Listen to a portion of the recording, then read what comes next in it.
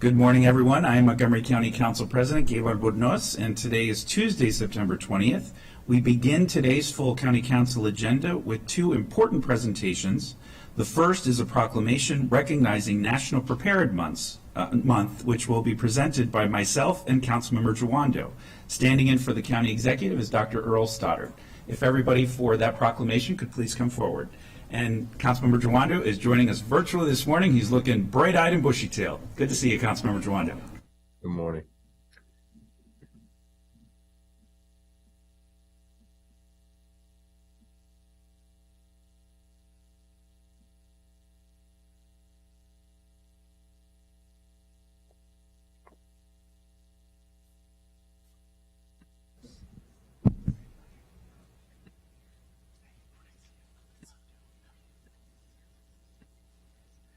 Well, good morning, everyone. It is a privilege and honor to be with all of you today. So, in a time where, because of climate change, we are getting 30-year storms every 30 days, it seems. We are seeing devastation around the globe, which is causing tremendous challenges around the world.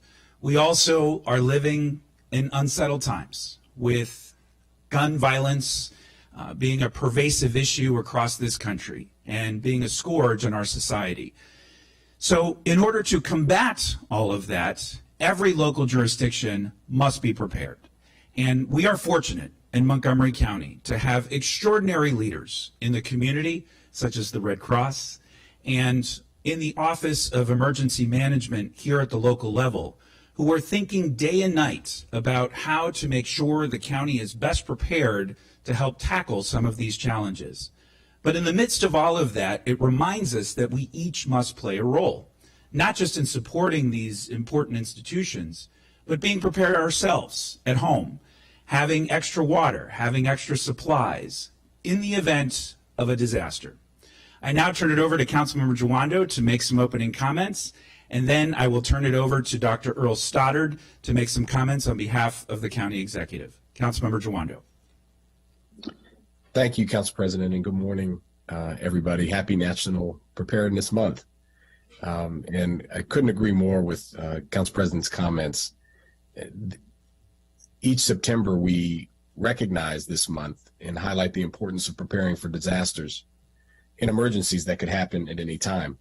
Boy, have we lived through that over the last several years, whether it's natural disasters, obviously violence, and certainly the COVID pandemic. I think, all of us have had Dr. Stoddard's number, much to his family's chagrin, on our speed dial. There's been so much going on. Him and his team have done an excellent job. This year's legacy is called a lasting legacy. The life you've built is worth protecting. Each year, National Preparedness Month has a theme. And I think that's appropriate because we learned during the pandemic and all the surrounding, and we're still learning that the family, the community we build is worth protecting.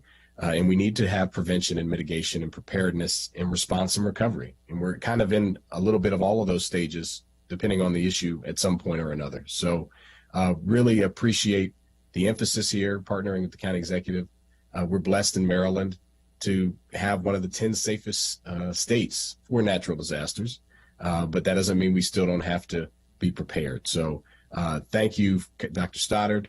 I want to thank your entire team, the Office of Emergency Management and Homeland Security, and all the members of the community organizations who are here.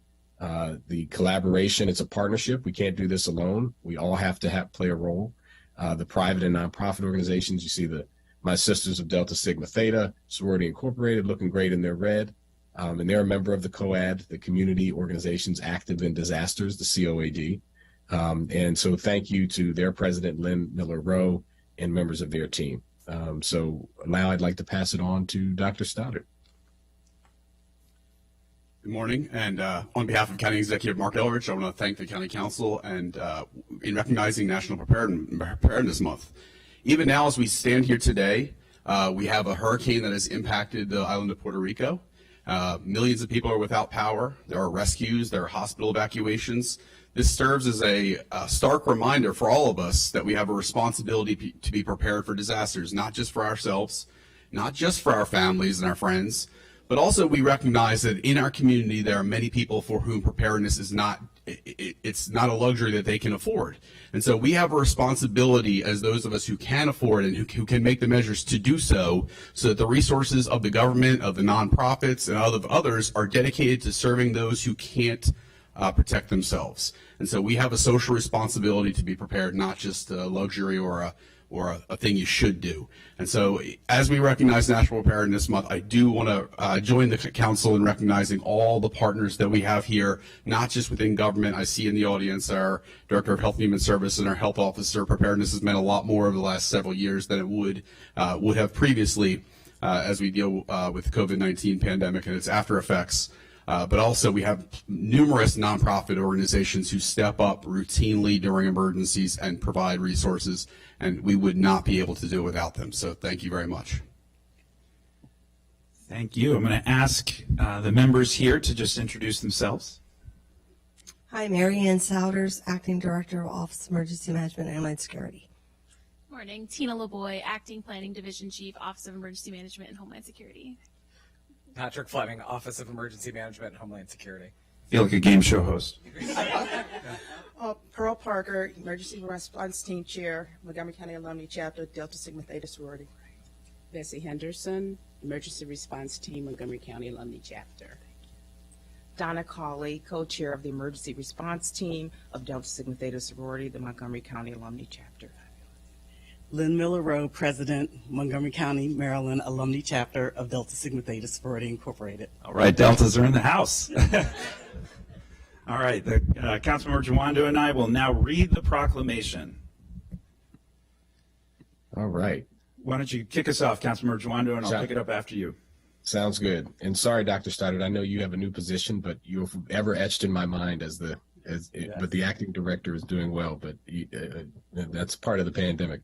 Whereas National Preparedness Month creates an important opportunity for every resident of Montgomery County, Maryland, to prepare their homes, businesses, and communities for any type of emergency, including natural disasters and human-caused disasters. And whereas investing in the preparedness of ourselves, our families, businesses, and communities can reduce fatalities and economic devastation in our communities and in our nation. And whereas the Federal Emergency Management Agency's READY campaign and other federal, state, local, tribal, territorial, private, and volunteer agencies are working to increase public activities in preparing for emergencies and educating individuals on how to take action. And whereas the Montgomery County Office of Emergency Management and Homeland Security's year-round focus is resident preparedness for resiliency during and after emergencies. And whereas the community organizations active in disaster, COAD, focuses on continuous preparedness to support the community in the event of an emergency.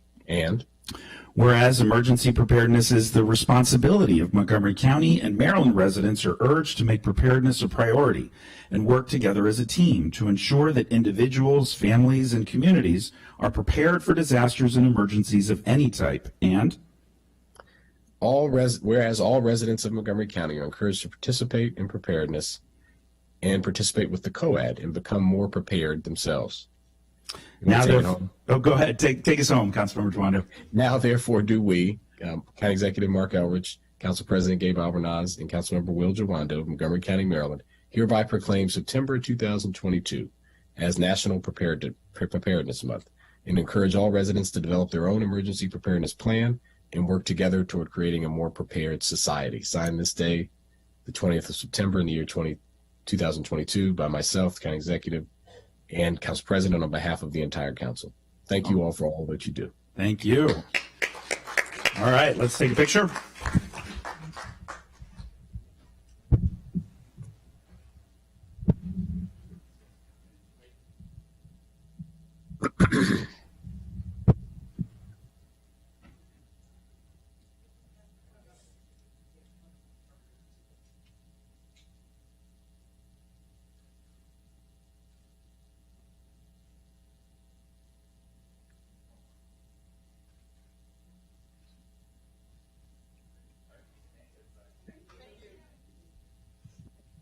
Thank you, everybody.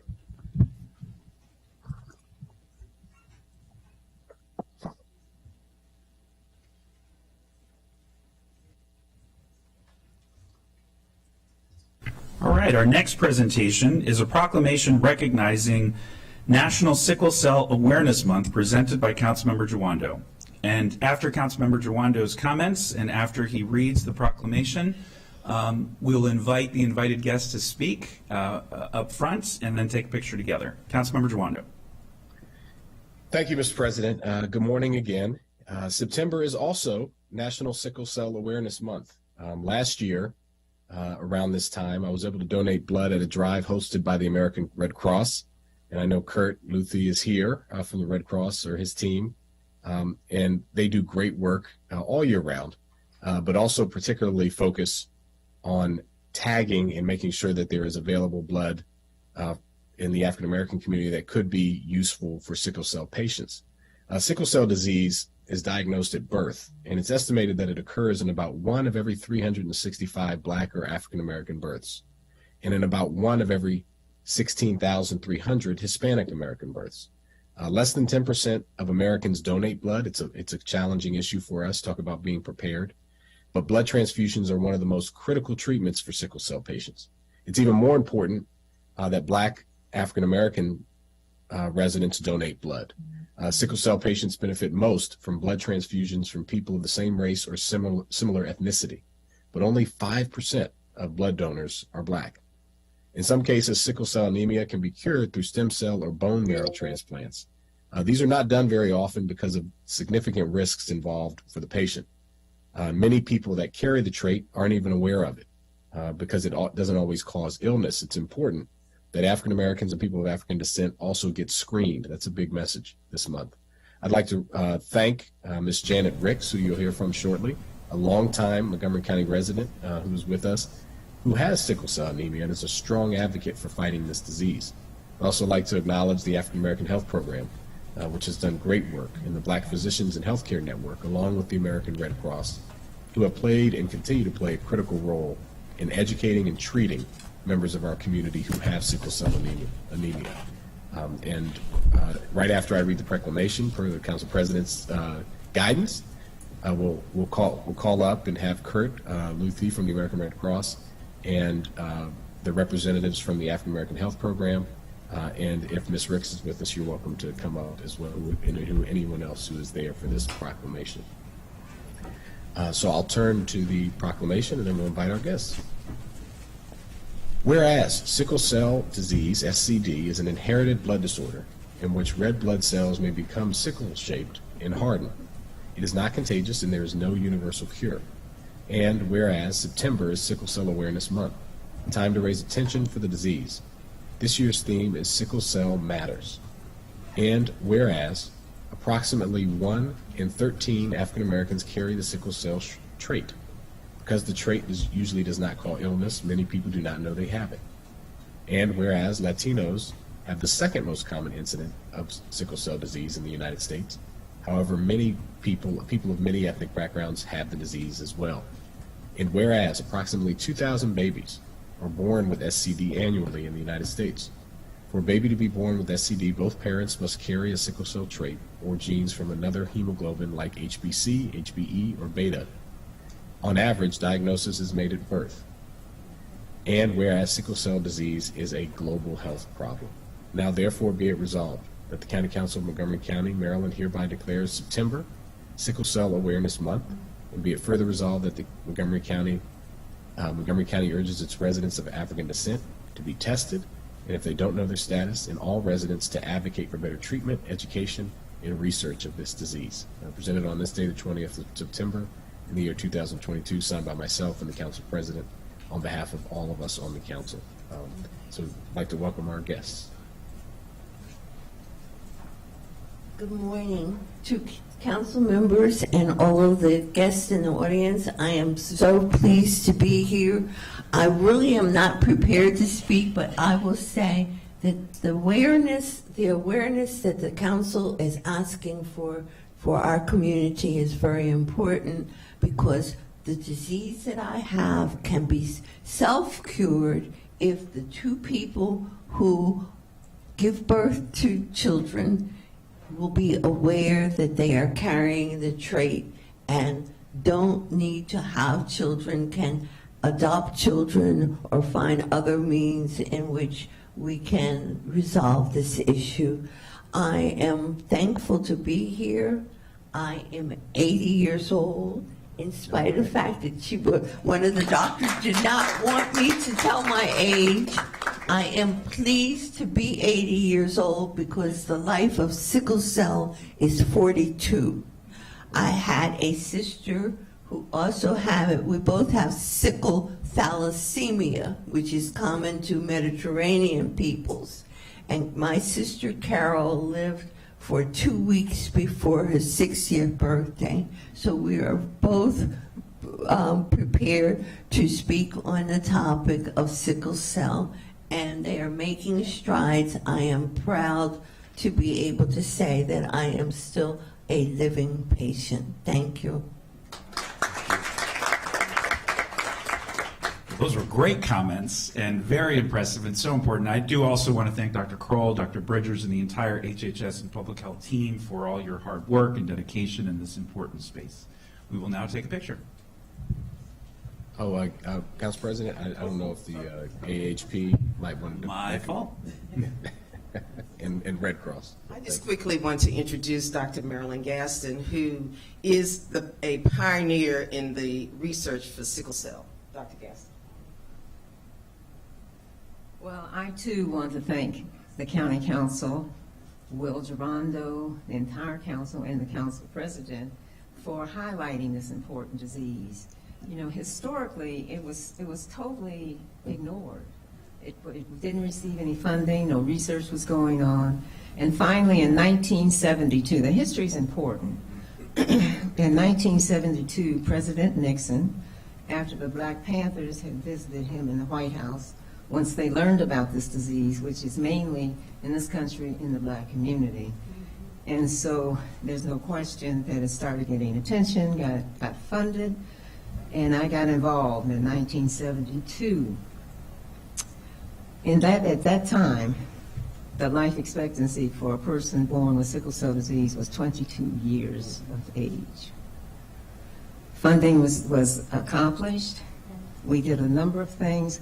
I was privileged to be able to help with major national funding. First of all, also at that time, the life expectancy was so low because our newborn babies under 3, were dying at great rates. In fact, they could have from overwhelming septicemia or infection in the blood and in the body. And at that point, we decided we had to do something about that because it could be prevented, and no one had ever tried to do it previously. And so, like I said, I had the privilege of running a national program that first of all did a clinical trial documenting sickle cell disease at birth, putting them on prophylactic penicillin, and the data was so overwhelming in the trial we had to stop it early because it was so clear penicillin was saving lives. So we did that. Went to the Hill.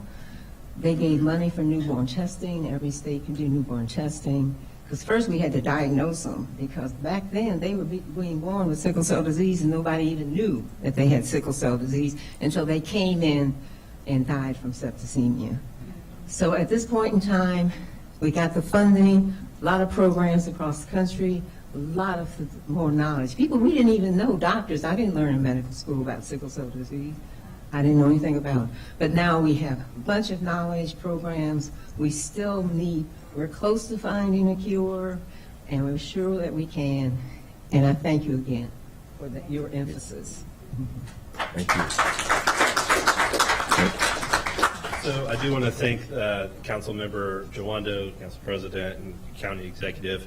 The Red Cross is honored to be partners with our community. This is a really easy way to save lives. And we encourage everybody who hasn't donated to come and donate blood. And we will continue to work with our partners to address this important issue. So thank you. Thank you. I'm feeling very inspired this morning. That was extraordinary. Dr. Gasson, thank you so much for that history lesson, which is so critically important. Thank you for your leadership, truly, on every level. So.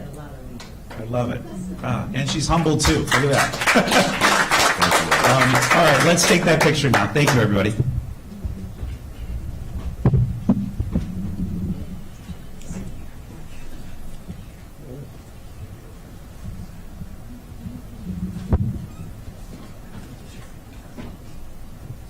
Come on in, everybody. This line.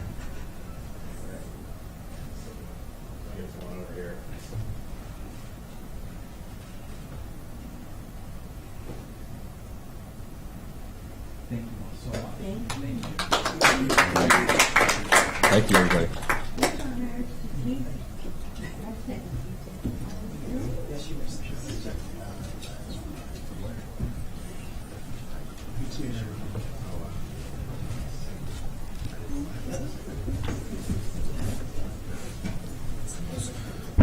All right, we are 7 minutes ahead of schedule, so why don't we just recess until 9:30 when the rest of our colleagues arrive. We'll see you in a little bit.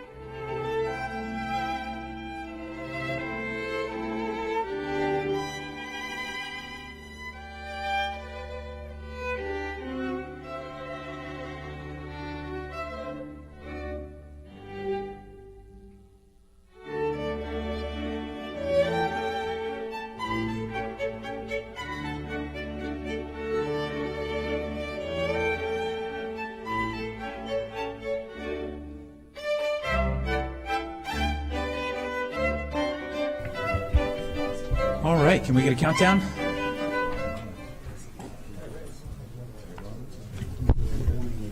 We're live in 5, 4, 3, 2, 1.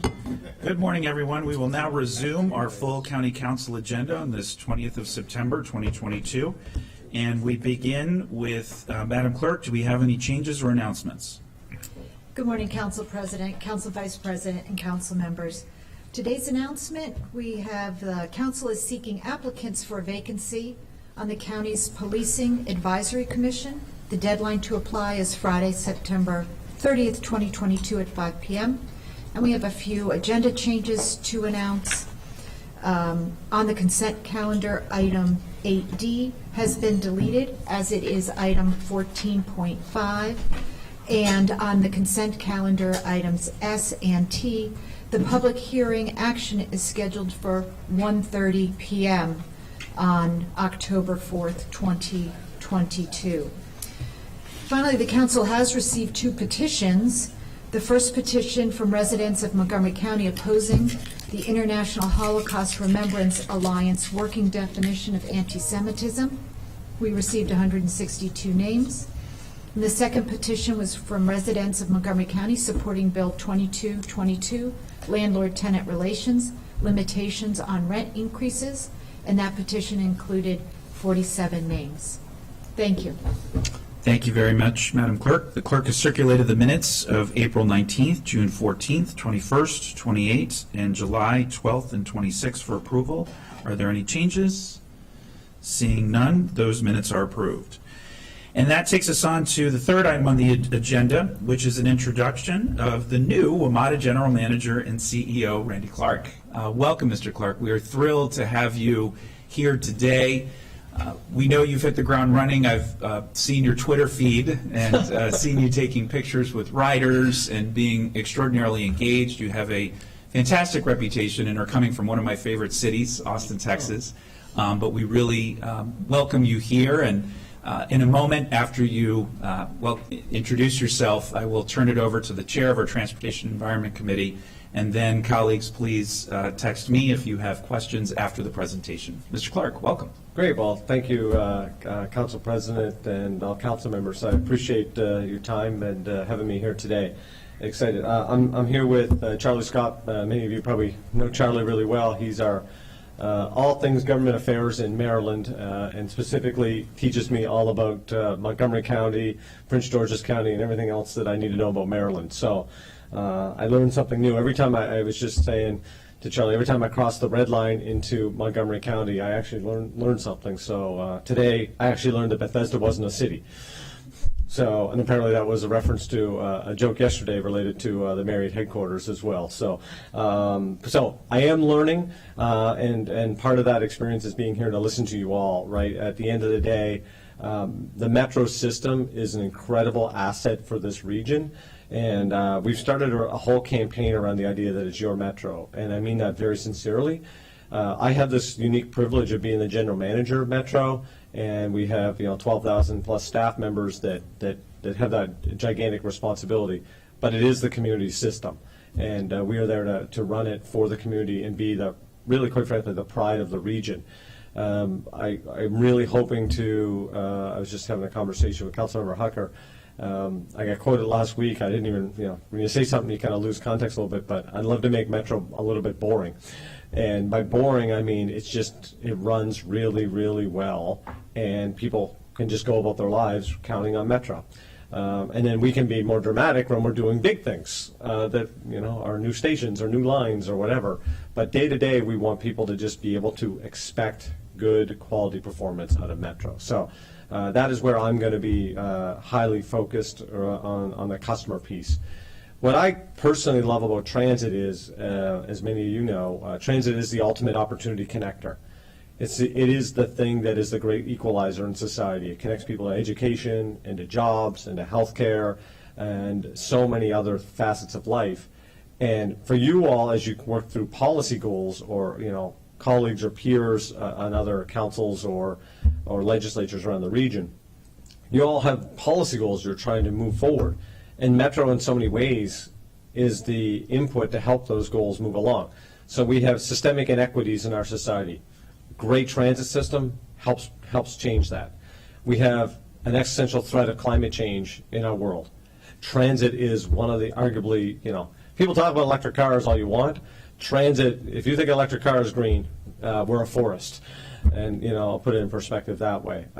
We have affordable housing challenges in the region. Clearly, we need people living as close as we can as transit because it should be about affordability, not just affordable housing. It's transportation and housing together. And on and on and on. A system like Metro is so important for your public policy goals. So one of the things I want to definitely articulate is you have a partner here running this system. I know the board feels that way as well. We want to help the glue that binds this region together. That's why one of the things I am so focused on is trying to, as hard as it is for everyone, I want everyone as best we can to think regionally, not jurisdictionally. Again, I know that's challenging, right? But the more regional we think, all boats do rise together, and especially a system like Metro. What I really do want to focus on, you mentioned, taking pictures with people on the trains. I'm on the system all the time. And I was joking with Charlie earlier. My wife's on the system all the time, so customer number one, keep it happy. But I really do want to have the customer focus. Because if we can make this system unbelievably high quality for every customer, they're ultimately your constituents, right? The last thing you want is emails and text message and phone calls for people complaining that, I don't know, the Rockville station is dirty, right? Because then you're just going to call us anyway, right? So at the end of the day, wouldn't we all just want the station to be clean, right? And those types of things. So we have a very symbiotic relationship here where your constituents are our customers. And I use the word customer very specifically. I do not use the word rider. Of course, you're always going to ride. But I've never taken a plane and someone said, oh, these are Delta's flyers. They're customers. And we want to earn people's business. And even if that's a free student fare or someone paying the highest fare, we want someone to want to use Metro and have that experience. So that's why we use customers. I'll highlight a couple things, Mr. President, that we're working on. Part of that is where I think we would really love this group's involvement. And then, again, I'd love to hear any input and thoughts and questions. So train frequency is obviously a really important topic that we hear a lot about.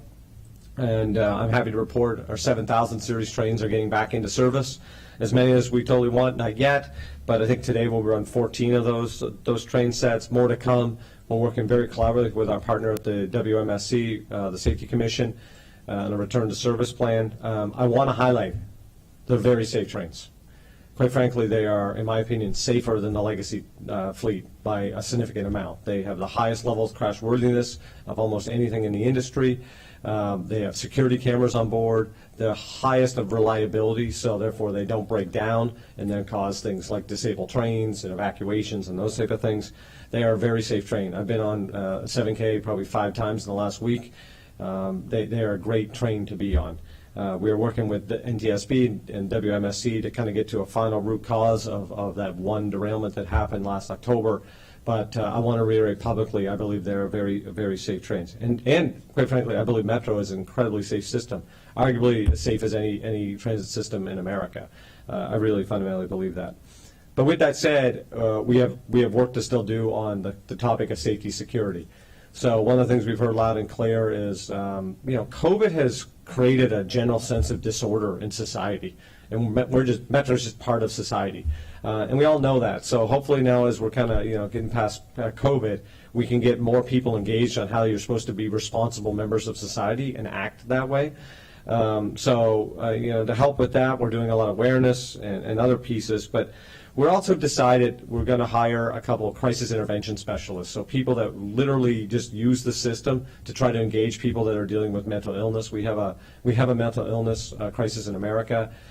We have a lot of partners that are working on that, but Metro is going to have individual people that are in the system trying to get people the urgent care they need or connections to service, because we know how disruptive that could be in the system, and we want to try to get people help.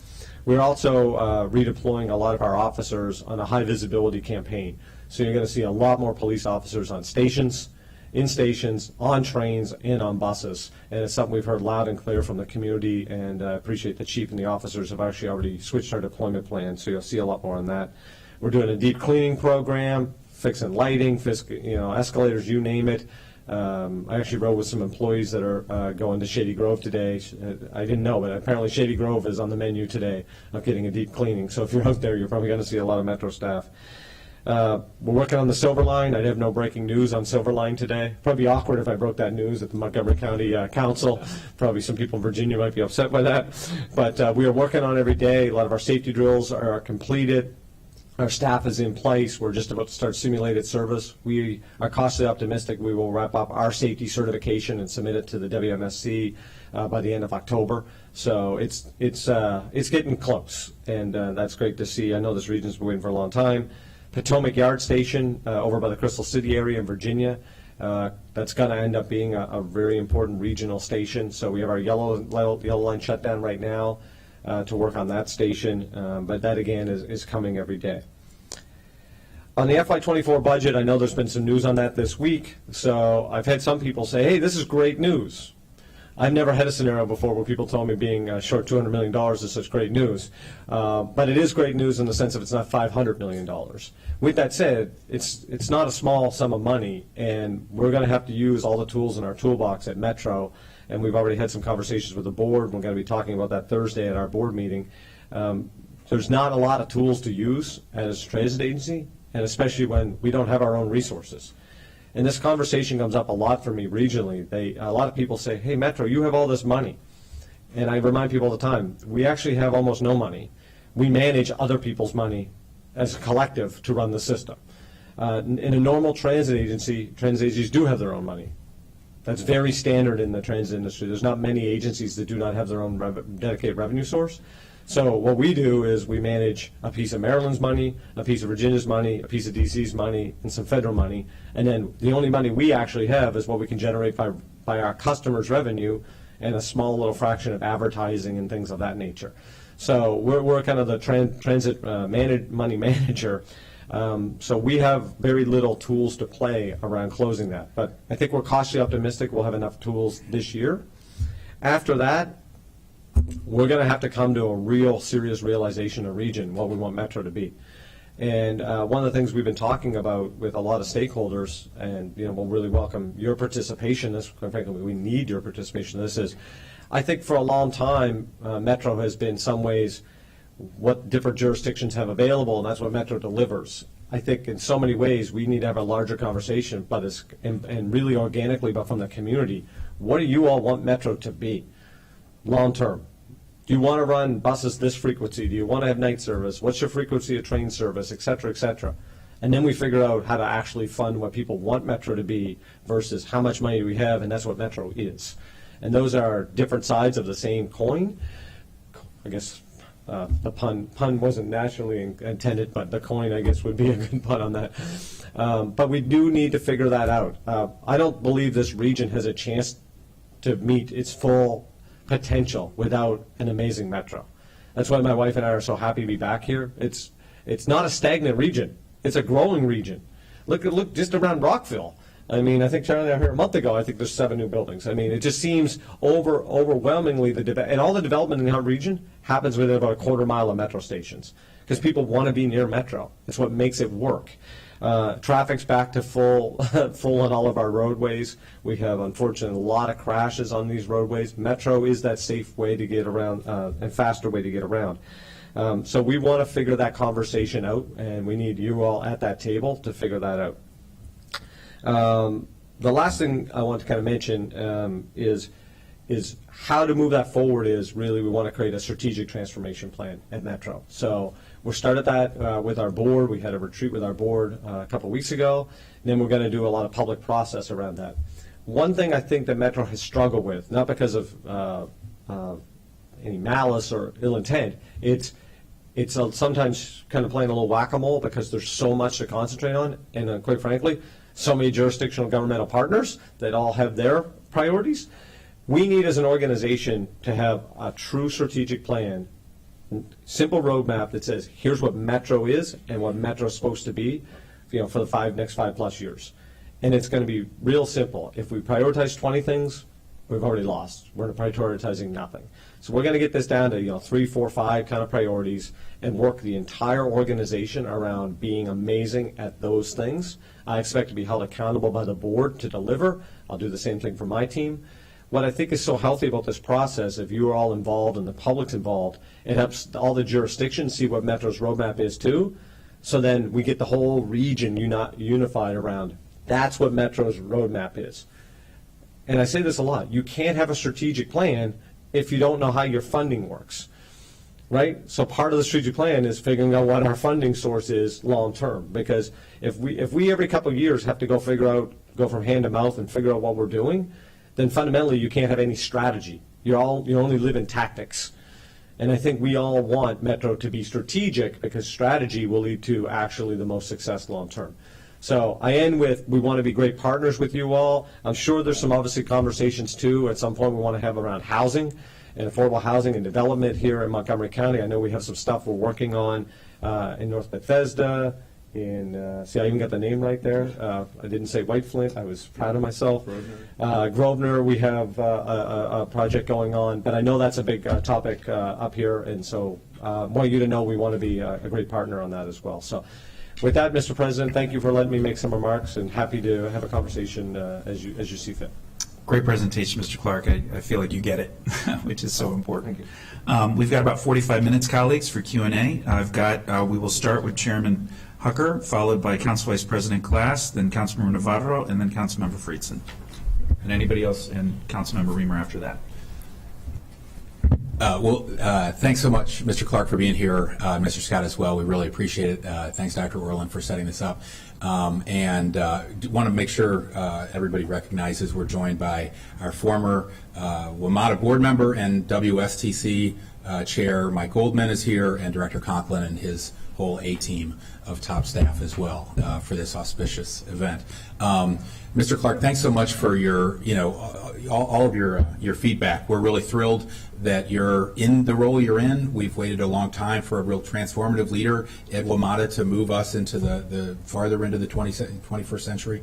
And I want to, since it's your first time here, assure you that you're among 9 ardent transit advocates here and 9 folks that are real advocates and supporters of Wamada. I love your characterization that Metro is the opportunity connector. The red line for us is really the backbone of our county economy. And it's critical in its current state, and it's even more critical, I think all of us believe, in the future because of the untapped potential for more transit-oriented development around so many of our stations. This body, our whole county, has been really forward-thinking. You mentioned climate and housing. We declared a climate emergency about 5 years ago, and we're planning on being carbon-free by 2035. We declared a housing crisis in line with the COG goals and that framework on whose board Councilmember Navarro and I serve, and we adopted those ambitious goals, and we've adopted a racial equity and social justice framework as well for all our policy making moving forward. I personally feel like we can't hit our climate goals, our housing goals, our racial equity principles unless we have high performance from Metro and a real partnership moving forward, because it's so critical to our economy and our ability to deliver high quality service to all of our residents. You talked, it's good news about the budget, and you mentioned that there's so much development in our region within a quarter mile of Metro stations. Absolutely true. There's not nearly enough, in our view, on Metro properties, and there have been some legal constraints to that in the past. Can you talk about your plan to encourage more transit-oriented development at Shady Grove, at Grosvenor, at Forest Glen, at Glenmont, to help us reach our housing goals and to generate more revenue for Metro, more revenue for the county? And and I'll stop there. I want to hear your thoughts on the new federal legislation as well, the change in that due to the National Defense Authorization Act. Yeah, so I would just lean in, not to a particular development, but Metro wants to be at the table on positive transit-oriented development. So we have a really well done strategic real estate plan. Laid out all of our sites and kind of an order to work those sites. Last week I was with Mayor Bowser and Amazon. We did an event at Congress Heights. I think my first week, we made a transaction for Western Bus Garage at the old Lord and Taylor site is a good example. I just mentioned Grosvenor and North Bethesda is on the list. Prince George's County has a fair amount of development opportunities that they want to partner with. So, each one, they're not monolithic, obviously. I think it's clear to say, I'm a transit professional, so I want as much density around transit nodes as possible. And we should make, in my opinion, and I did a planning board for a long time in Massachusetts. Oh, thank you so much. We should do everything we can as, and this is not transit's role, but I would encourage you all and similar governments to make it as frictionless and seamless to build multi-family mixed development around transit. Make it as cost-effective and easy from a permitting and process point of view. We need to activate sites to get as many people as possible living a car-free or car-light lifestyle. And in the past, the federal government has constrained Metro from transferring any property without getting fair market value for it, understandably, from a federal perspective. But that's been, I think, a barrier to incentivizing development on Metro property. Now with the change in the federal law, the federal government's more agnostic about that as long as affordable housing is being generated. Can you talk about how that's going to change your strategy? Yeah, I'm not sure it changes. At the end of the day, because it kind of also connects back to what I said earlier, at the end of the day, we don't have any money, right? So we have yours and other people's monies that we manage. So part of that maybe has to get figured out. So when Metro does, so let's say we have a piece of property for $10 million. And I've heard this from multiple people say, hey, if you gave that $10 million property to X, then we could do Y with it. And then wouldn't it be great? You'd have all these new customers and it'd be great. That does sound great, and I think there's no one to debate that. The problem is Metro now has a $10 million deficit on that piece of property, all while we don't have any revenue to fill that gap. So in some ways, quite frankly, if we had to, and this is totally hypothetical, $10 million property and we gave it to Montgomery County, that means I need someone else to give us $10 million to replace that. So it's a zero-sum game in that way. Now, if we had our own revenue source, then you get into a different type of partnership related to economic development. But as long as we have our funding source the way we are, that money is going to have to get replaced one way or the other. So I would go back to the statement I made. We are at the table, and we want to work with as many partners as possible to get as much transit-oriented development around our station nodes. And that includes both local governments and entities like HOC.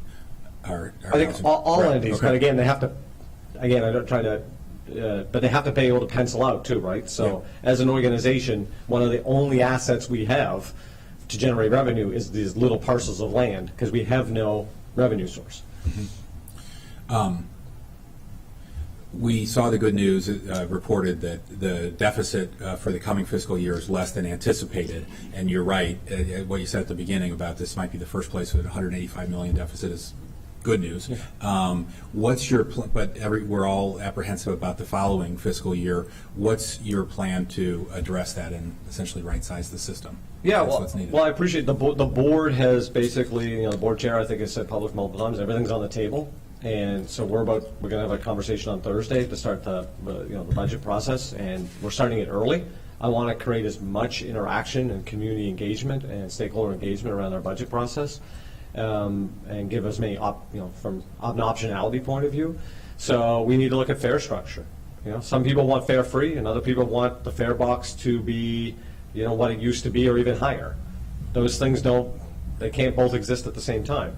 Some people want way more service. Other people have acknowledged that the pandemic, certain long-haul trips are going to be less frequent than they were before. But there might be more trips from a place like here, Rockville to Bethesda, instead of Rockville to Farragut North. Those are different type of travel patterns. I think we have to put all those things on the table. That's kind of in the shorter and bridge to the longer. The longer is we have to have this whole, again, strategic transformation plan conversation about what do we want Metro to be, and what's the region willing to have that conversation about. So, that's not a Randy Clark decision. Quite frankly, it's larger than Metro. It needs Annapolis, it needs Richmond, it needs the district, probably a little bit of the federal government to come to the table and say, how are we going to fund, the organization and you all as partners did a great job with capital funding several years ago.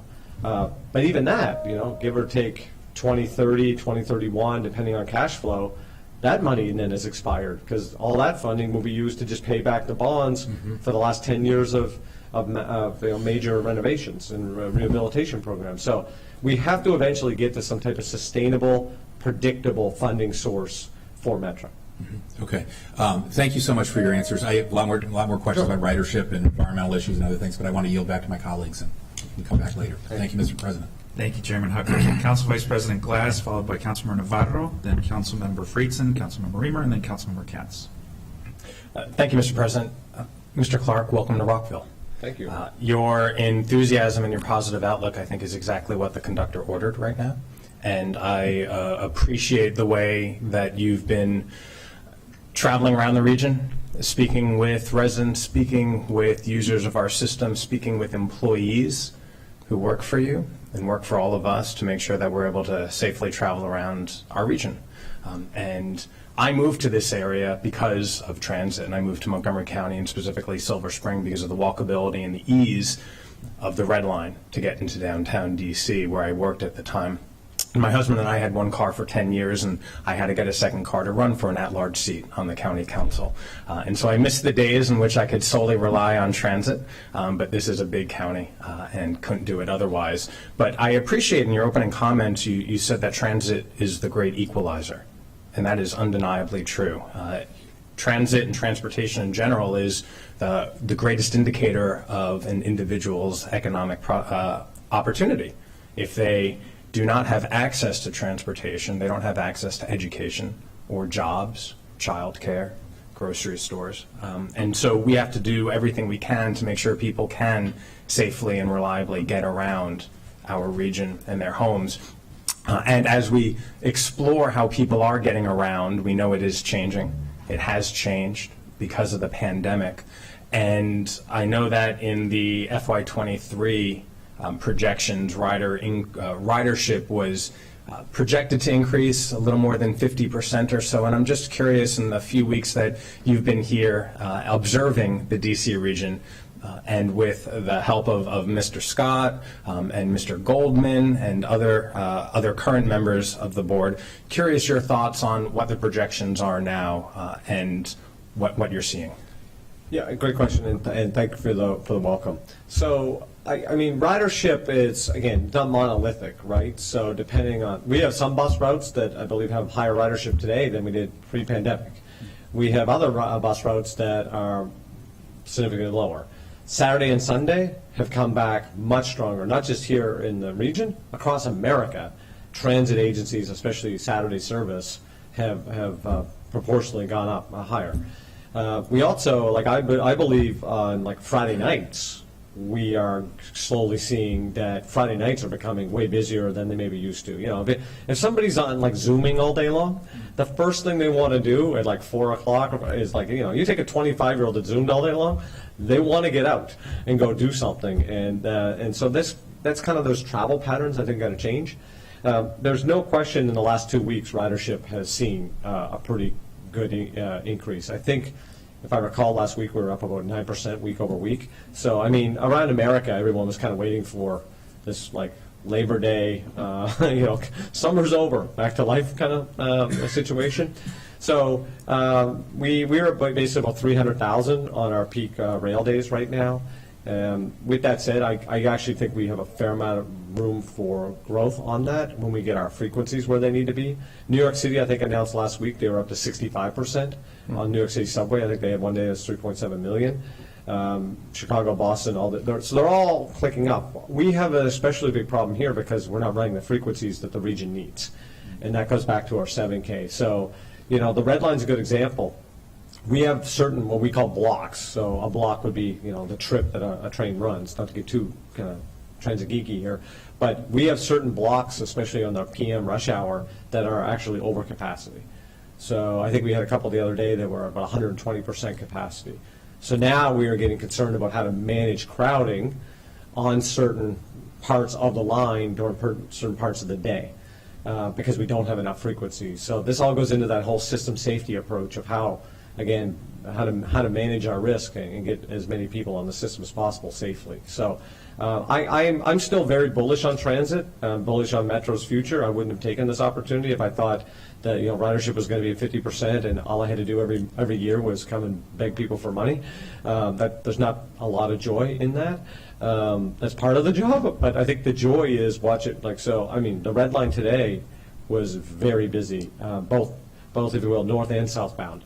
Tenleytown, American University is a really big stop, and that's getting both directions. Bethesda, when I got off, was a ton of people. So I think I'm cautiously optimistic that ridership is coming back, but I think the patterns may be different. The idea that someone that works at, HUD, and they live here is going to do 5 days a week anymore is probably not the case, but they might end up at 3 days a week. But they also might say the family is going to the museum on Saturday that they didn't do before because they spent so many days in D.C. Or, a lot of people in D.C. might go, I want to go to Bethesda's Farmer Market on Sunday morning or do something else, right? So I think the key is safe, frequent, reliable service. And that allows people to be car-free or car-light and live in a way where they can count on Metro, and then it's simpler. That also goes into our fare structure and why the board put all this on the table. We have to have a fare structure that is kind of more modern, right? We have this complex fare table. If I take this time of day and I go this many miles, it's really not easy to use. It's most people live this way now, right? And we got to make it easy and intuitive and frictionless. So that's one of these conversations of how we do that as well. And I agree with you. And the last point I want to make to let my colleagues speak is about the fare structure. I agree with you that the structure that we currently have is antiquated. And I think that is a relic of trying to figure out what the Metro system is. I grew up on Long Island, was a frequent user of the Long Island Railroad, which was a true commuter rail with a structure that showed that it was a commuter rail. Depending on how far outside New York City you paid more. And here we had or have a similar system, but with more and more, particularly white-collar workers who will have the ability to work from home. We're seeing different sets of people who are still relying on public transportation, whether it is Metro Rail or Metro Bus. And with the Metro Bus and Montgomery County's ride-on bus, we know that the average rider has a household income of $35,000. Yet the average household income in Montgomery County is approximately $108,000. So we see the inequity of the need. And as we rethink our structures, I would put great emphasis on making sure that we provide support and encourage utilization for those who are still relying on public transportation, as many people during the pandemic did.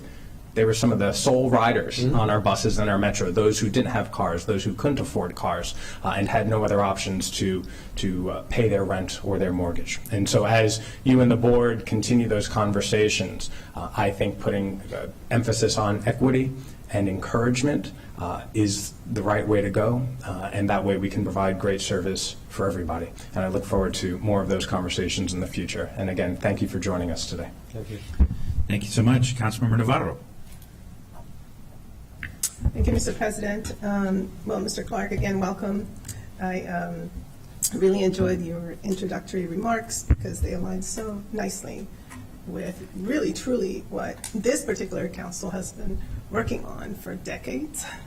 And most recently, Metropolitan Washington Council of Governments. I happen to be a member of their board, working on the housing targets, as well as, of course, focusing on the high-capacity transit areas, and we have brought that back into our local jurisdictions as a cornerstone of everything that we're doing.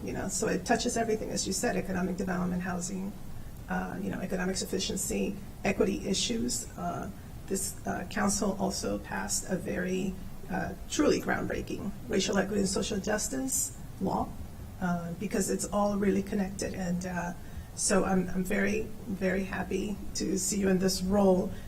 Earlier today, WME was talking about the fare restructuring, which I'm glad Vice President Glass brought that up. That was my main question, because again, I think that outside of course, the importance of the dedicated funding, which I also was happy to have voted as a member of COG back in the day to create that regional approach to funding, which was not easy to bring consensus, but we were able to achieve, I think, great things.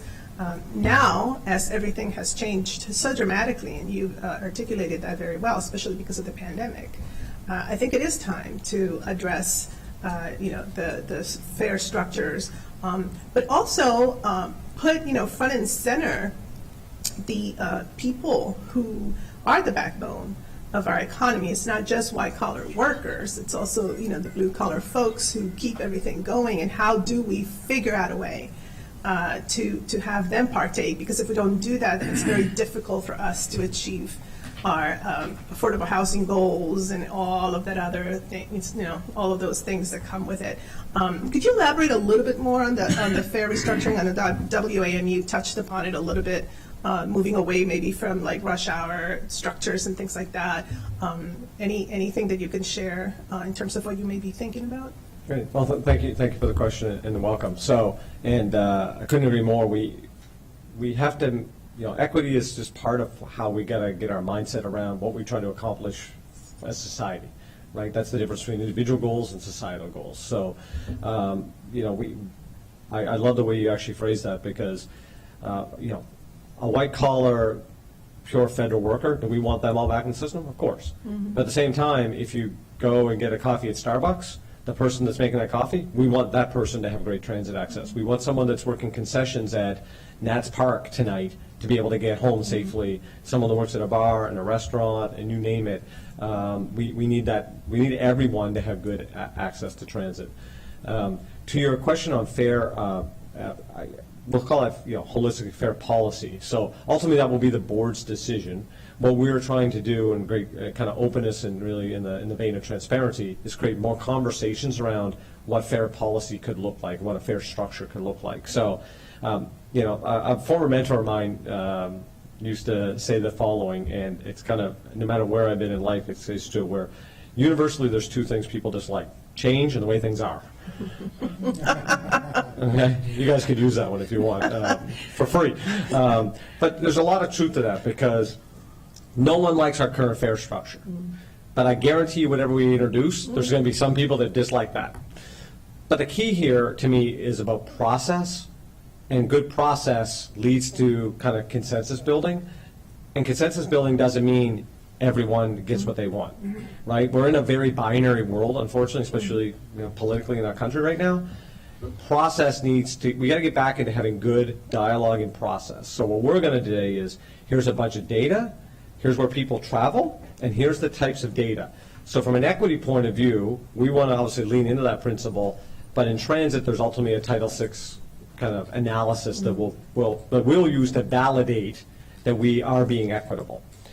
So we want to have bus and rail kind of thought through almost as we can together on this. So both service and fares. That's not exactly how the law works, but we're trying to, again, reimagine what those things could come together. So I think we all should agree, like, I will say this, maybe not all agree, but here's what I think most people would agree. A trip from Shady Grove to, I don't know, Union Station should cost more from a fare point of view than, we'll say, North Farragut to Metro Center. I think most people would say that's fair, right? One is taking you 5 minutes and one is taking you 40 minutes. So to Vice President Glass' point of view, Long Island Railroad, that would actually cost you probably $9 or $2, right? The problem we have at Metro is we're both an urban rail like subway system and a commuter rail at the same time. Mm-hmm. So Shady Grove and Dulles are there's some significant miles of infrastructure we need to maintain for train service for those types of distances. On the other hand, Shady Grove to Bethesda maybe is one type of fare, but Shady Grove to, again, DuPont is another, and Shady Grove to Silver Springs is a totally different, right? So that's this conversation of putting ideas out. I personally have no thumb on the scale at all. I want this to be an organic process. Again, I really want this is not Ray Clark's train system, not the staff's. We need the customers engaged. We need you as all stakeholders engaged. What is fair? And fair means different, F-A-I-R. Mm-hmm. What does that means everything different in the eye of the beholder. Mm-hmm. So we need to figure out how to do that in a way that is, at minimum, I think, revenue neutral. Ideally, we could drive some more revenue via more ridership. At the same time, I think everyone, and the board has made clear that everyone wants simplification and ease of use in the system. And then 3, how do we, again, deal with this kind of new model and build in equity to that. So all those have to come together. So we're going to kind of start presenting data around that, getting engagement publicly, and that could be zones. It could be peak and non-peak, I think, is unfortunately a really bad misnomer. I would argue that we have a fare and a discount. Mm-hmm. Peak and non-peak is, we're in some ways incentivizing the wrong behavior. Right. So like if you went to a place like, say, Singapore, they would actually offer discounted fares like from like 5 to like 7 in the morning, or so you could get people off the peak, because the peak is so busy from a crowding point of view. We need to think about what behavior we're incentivizing, and that's what policy is all about, right? So back to housing at transit stations, they should be as cheap as possible to build, so that will create more people to be there. Just like we want transit to be kind of that flat, easy way to use the system for that behavior as well. So nothing easy about this, but we need to advance this conversation, I think, pretty desperately as a region. I would agree with that, and I would say that what you were just describing, the binary piece, the fact that you can never please anybody. Obviously, any one of us can, we all have a PhD on those issues, on that particular experience. But more than anything, I think what you just described is something that is being really played out in all sectors. Even the private sector is trying to figure all of these things, all of these changes, this paradigm shift, everything has happened, especially since the pandemic.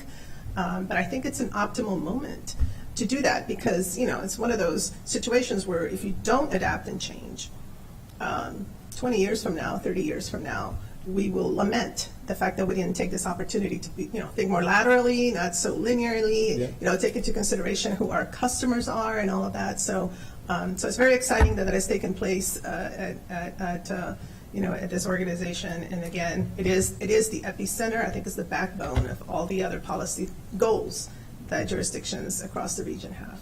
So thank you so much. Thank you. Thank you so much, colleagues. We have about 20 minutes left, and I've got Councilmember Friedson, followed by Councilmember Reamer, then Councilmember Katz, and then Councilmember Rice. Councilmember Friedson. Thank you, Mr. President, and welcome. We are excited to have you here at the council. We're excited to have you at Metro. I'll echo the comments that colleagues have made about how excited we are to have your passion, your energy, your expertise here, and also how important Metro is to the regional economy and to all of our public policy goals, our social goals, environmental sustainability, equity, economic. None of those conversations happen without what is really the skeleton, the real backbone of our transportation network and our regional economy. I appreciate your focus on regional, which Metro is really the connective tissue of the region in so many different ways, and we certainly need to be working more collaboratively in order to maximize the full potential of Metro, but really maximize the full potential of the region and achieve all of our important social goals. I appreciate your focus on process, and I think that's really important. The trust, transparency, and accountability that is critical at Metro, that has been challenged at times throughout Metro's history, really does need that type of process and that type of openness. And so I really appreciate it. And like the Council President, I've been following your Twitter feed as well, and appreciate it. It's been nice to not just meet you, but your family through your tweets and your use of the system. I did want to mention a few things. One, longer conversation for another day, but this council did pass an incentive for housing at Metro sites, which I think is important to note here. We have made significant commitments to driving ridership at Metro sites with the powers and the levers that we have at the County Council, with the public powers that we have. We appreciate the partnership. We'd like to see Metro step up even more than it has, and really to take the opportunity that I think we have provided and presented, and really ensure that it creates the type of ridership that we want, or the customers that you seek, and the housing and environmental and economic goals that we all share. So I just wanted to note that. We can come back and have a follow-up conversation, because I know that there is significant progress on a number of the sites, which we're excited about, but We'd like to see even more throughout the system, particularly Montgomery County, but frankly throughout the region. I did want to mention, you talked about the peak times. I agree with you. I appreciate the comments about incentivizing the wrong behavior when you talk about fares, or on our side of this issue when you talk about taxation. One is to generate revenue, and two is to incentivize or disincentivize behavior, right? We want to drive the things that we want. We want to discourage the things that we don't want. And I do think for quite some time, we've been doing the wrong things. I appreciate the fact that you're seriously taking a look at. I do think that it's very confusing, even the monthly passes and weekly passes. Which pass makes sense for which rider in which circumstance is extremely confusing to determine. And I think we need to dramatically simplify that for your customers. I don't think any business would have as many options and many different circumstances as Metro has.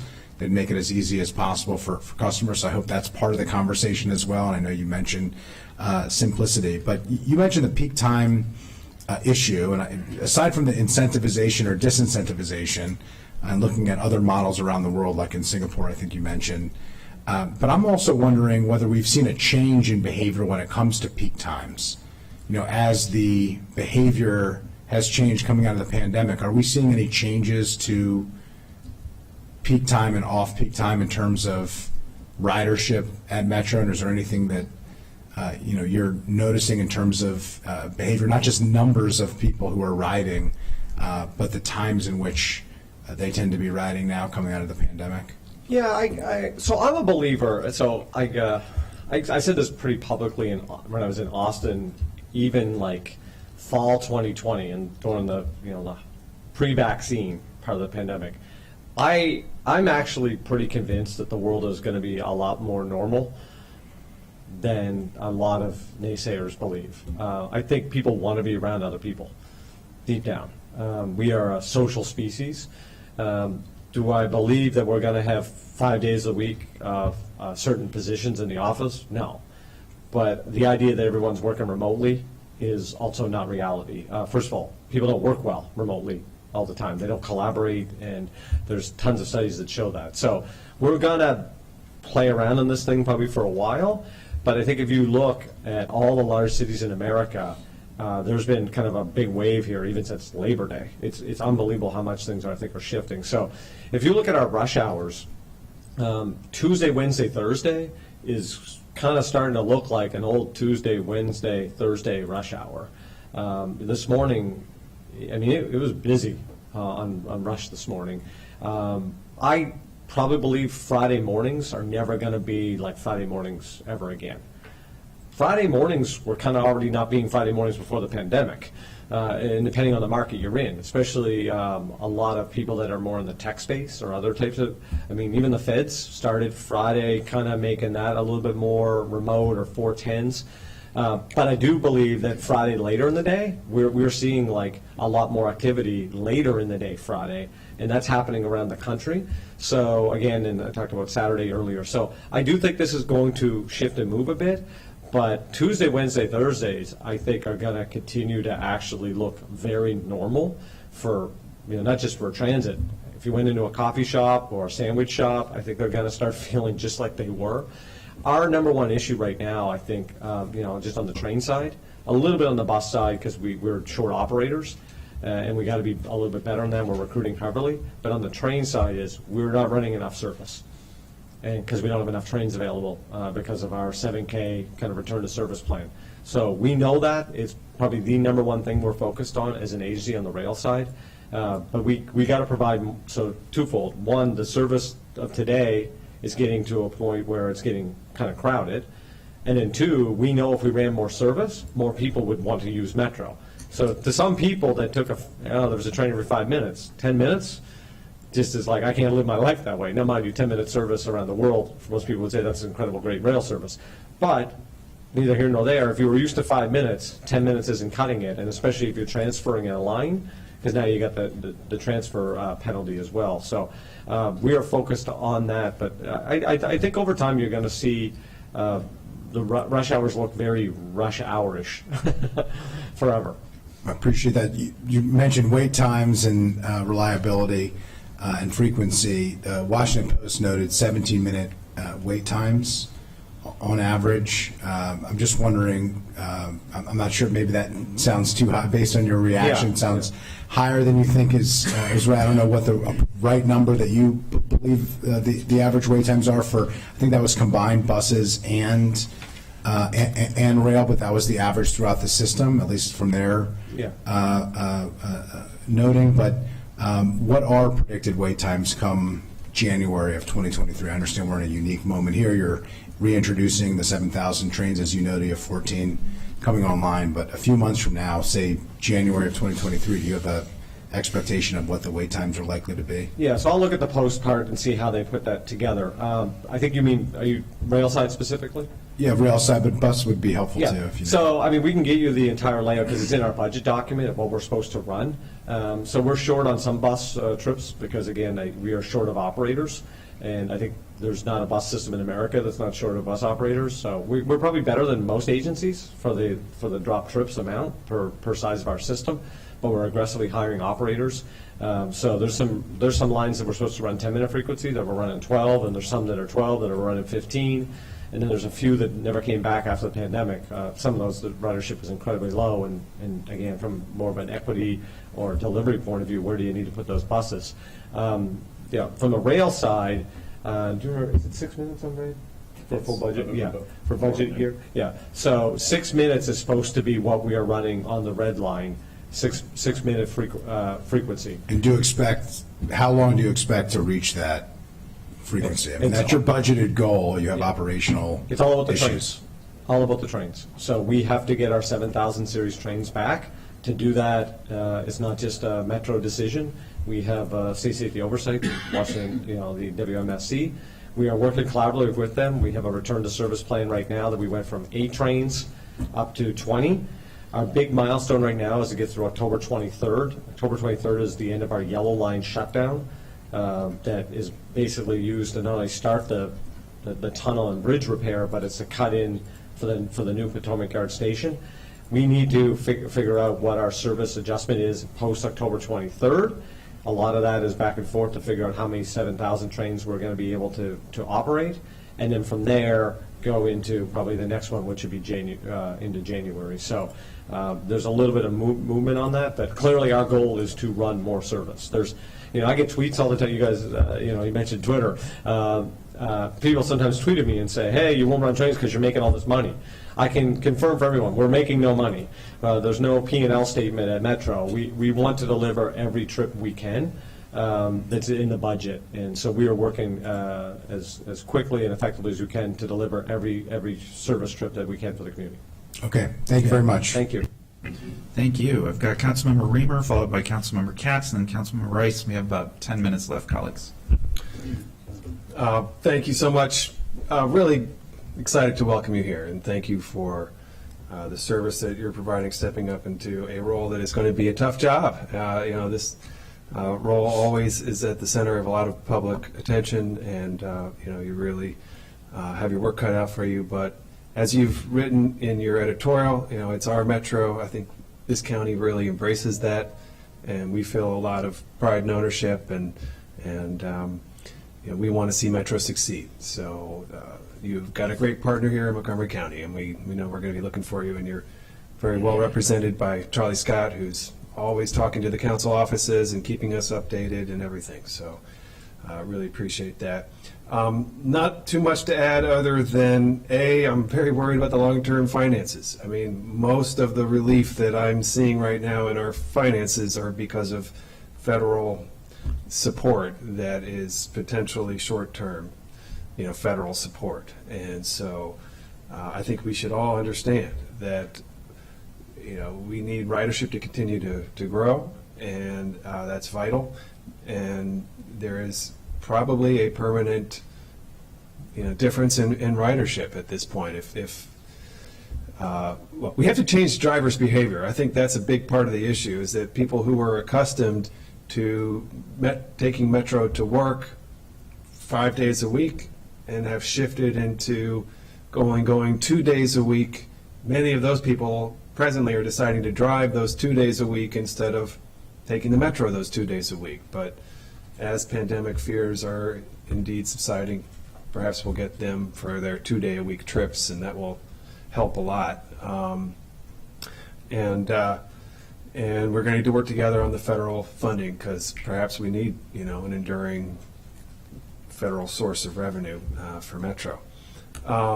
Wanted to bring your attention to legislation that this council adopted over the past several years, probably several times, to create a tax incentive for high-rise development on top of Metro stations. And it's a 15-year tax abatement just for high-rise, not for low-rise. So it puts a significant amount of resources to development on our Metro, and I know you've hopefully heard about that from your team. But it's just an indication of how much we concur about the essential nature of Metro to our community goals and our environmental goals. And I hope that you will respond to that with a really aggressive partnership to secure that development and pursue that. So, it's every station, or it's not, we know it can't be every station, but it's many stations in Montgomery County. We want to see action happening at many, many stations in Montgomery County. So, looking forward to seeing some success there. But, good luck in getting your feet on the ground, and you've given us a really solid presentation today. Thanks for being here, and look forward to continuing to work with you. Thank you. Appreciate it. Thank you very much, Councilmember Reamer. Councilmember Katz. Thank you very much, Mr. President. I heard you with the 3-minute rule, so I will follow that. I always tell people I try to come in under budget. But welcome, Mr. Clark. Thank you. And welcome to Charlie. We haven't seen him for 3 days. I think we saw him at the end of last week. So it's always good to see him. In order for your ridership to come back, and let me just say in the beginning that I certainly associate myself with much of what my colleagues have already said. But in order for ridership to come back, safety is the number one key. I mean, if someone feels unsafe, they're not going to be there. And obviously, the safety of the trains is important, but equally is the safety of when someone's not on the train. And I applaud that you've already mentioned that you're going to have a greater visibility of your police and other uniform personnel in the stations. But and cleanliness on the train and in the station is so very important. The basics get us there. But I also believe that, and I'm sure you don't need to be reminded, of how important it is for everything to be well lit. And that's not just on the train, that's not just in the station, that's in the parking lots also. And the lights need to be working. That they are not that are not in need of repair, that they actually have to be there. And I did want to also touch on the observation of affordable housing. And my colleagues have already brought this up a couple times, but part of the great expense of the housing is the cost of land. And the amenities and the cost of land that Metro is charging, I believe needs to be worked into the partnerships that people are going to have in order to be able to have more affordable housing.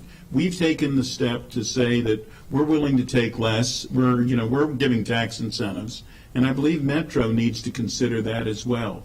And in the short term, you would be getting a lower cost for the land, but in the long term, the people that are living in those buildings are going to be your customers. They're moving there so that they can walk across and do that. So I think that needs to be kept in mind. And but I think all of us look forward to the great success, the continued great success of Metro. It's had a couple headlines that none of us wanted.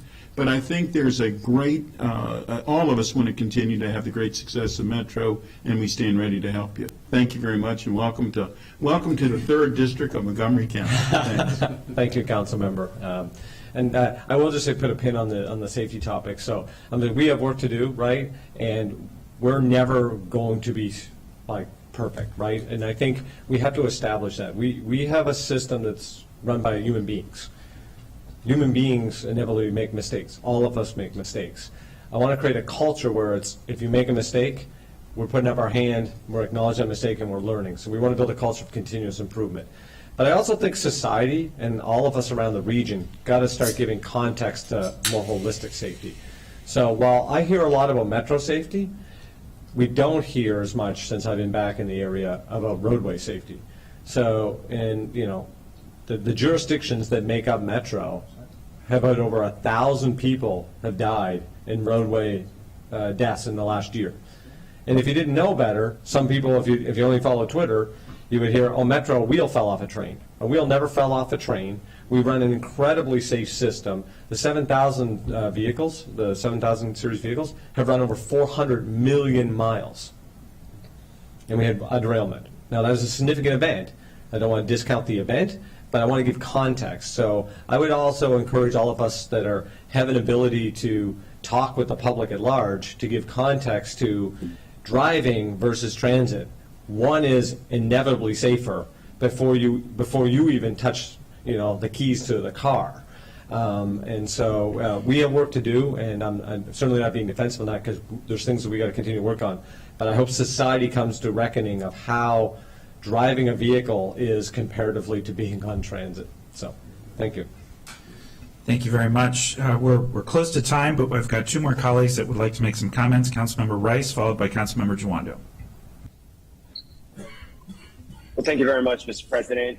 And Mr. Clark, thank you so much. I apologize. I'm actually in your home state of Texas right now, waiting for another airplane to take me to the West Coast. But I did just want to touch base on something that my colleagues have said and just reiterate it, because I think it's incredibly important for us. And that is, we've heard the same thing when Mr. Wiedefeld came on board about how the system was going to change and it was going to get better for our residents. And so many of our residents, regardless of the system failures, the safety issues, the fare issues, have continued to be committed to the system because they have no other choice. And that's not okay. It's not okay to have a subpar system that is delivering for some of our most needy residents in the Washington metropolitan area, and just having them relegated to so many of the challenges they've had to deal with. I used to be a daily rider of Metro before I came into elected office. I worked at Marriott Metro Center and lived in Germantown. And my commute every day was horrendous. And it was when we had one of the fires that was at the Boardman Park that I said I would never ride Metro again. And it was something for me that was very difficult, and trying to commit to climate change goals and all the other things that are important to me about taking vehicle miles off of our roads, but at the same time ensuring that I was able to get to work safely. And so from that standpoint, what is your message to our community members to say that this time is different? And what is going to be different? Because we've heard this story before about how Metro is going to get better, but we just haven't seen it yet. Yeah, well, thank you, Councilmember. So I didn't come, to take this job and to talk to, groups like yourself to talk about the past. The past is the past. I'm not going to opine on the past. People that had my role or board members or whatnot. I live in the future and have been hired by the board to deliver a better future. So what I could say is I'm going to bring the lens of a customer because I'm a customer. Period. And I'm on the system all day, every day. As soon as I leave here, I'll be back on the system. So I reiterate what I said earlier. I believe our system is incredibly safe. I would never take a system that I didn't think was safe, and I certainly wouldn't have my wife on the system if I didn't think it was safe. So we're also like a park. The more people that use our park, the safer our park is.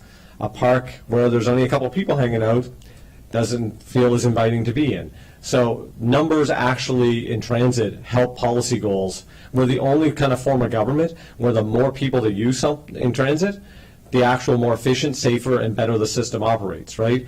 If you call the fire department every 10 seconds, the fire department's overwhelmed, and on and on and on. We actually are a system where more people use it, the better the system performs overall. So I encourage people to get back, to use the system. We want people back. I'm encouraging people to get back. All I can tell you is where my focus is going to be, where my management team focus is, and I think we are fortunate to have a Metro board that is united.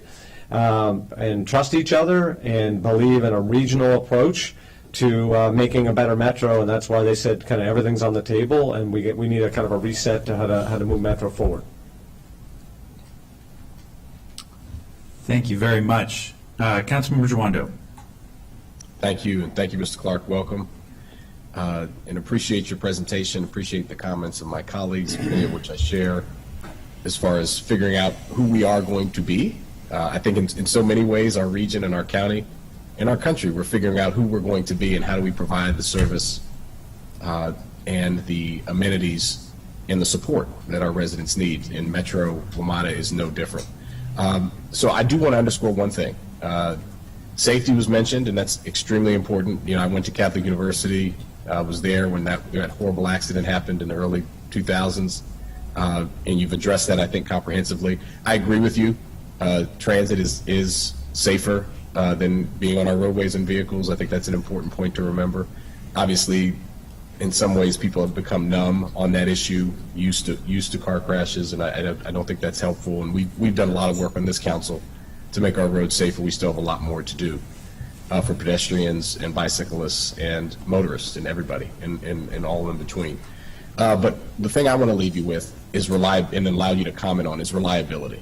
The thing that I hear, and I grew up taking transit with my mom and for most of my life, and living in parts of the county and parts of the state where reliability was a huge issue. And we still hear that from residents, not only with Wamada, but with Ride On and with our own system as far as the buses. And so I'd like to hear, you know, if you want to, any point you make on what you all are looking at, what metrics, how you hold yourself accountable to making sure that whatever we decide the system looks like, that it's, like you said, that it's boring, that it's there on time, it's there when it's supposed to be, it leaves when it's supposed to leave, and we have a reliable system. And so I just want to emphasize that and also give you an opportunity to say anything about that. Yeah, well, thank you, Councilmember. I couldn't agree more. At the end of the day, the most frustrating thing for someone trying to take a trip is it said 20 minutes, and I'm here, and I don't know where the bus or train is, right? So a couple factors on that. One, we have to run our entire maintenance practice around reliability. So the public shouldn't care about, say, mean miles between failure on a bus or a train. That's an internal metric, because what customers care about is reliability. So you said the bus is going to be here at X time, where's it?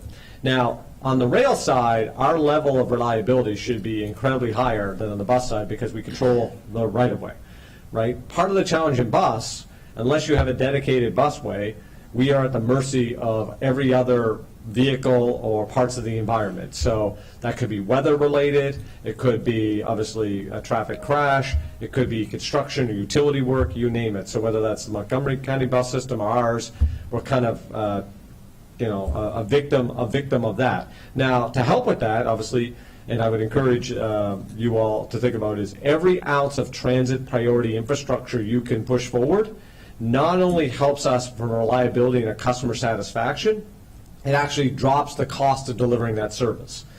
So if we have places where we have dedicated right-of-way, if we have places where we get priority at lights, and on and on and on, that means that service could run faster, and that faster service means more cost efficient, and so there's a customer advantage and then there's the organizational advantage.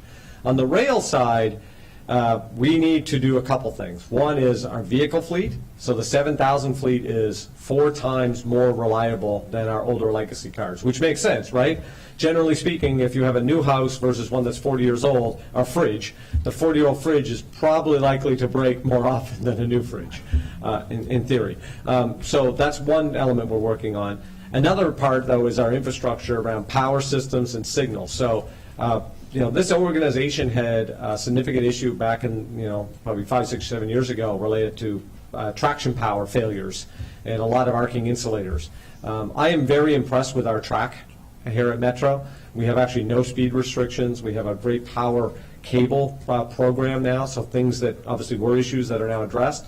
I think we have to now take a next level of our signaling system, which is pretty old, and get that up to the state of good repair and more. And quite frankly, we should get back into automatic train operation versus the way it's set now. It's much safer to run an ATO.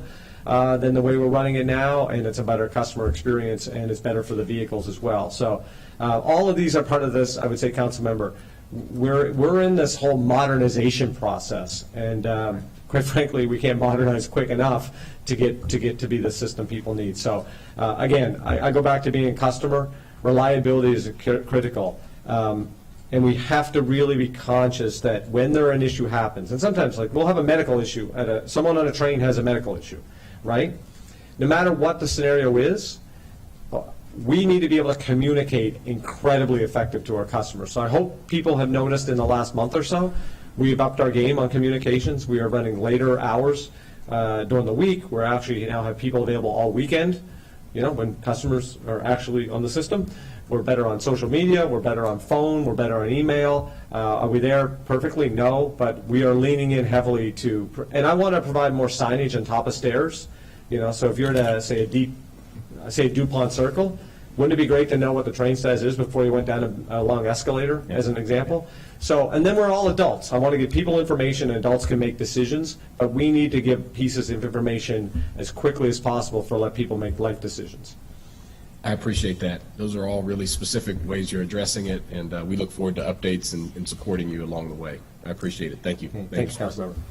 Well, thank you to all my colleagues for the thoughtful questions and comments. Mr. Clark, this is without a job one of the most challenging jobs in the entire D.C. region, right up there with President of the United States. But based on your responses today and your track record, I feel you are up for that challenge. And please know that you will have an ally and partner on this council, not just to address the immediate needs before us, but to think boldly about the future.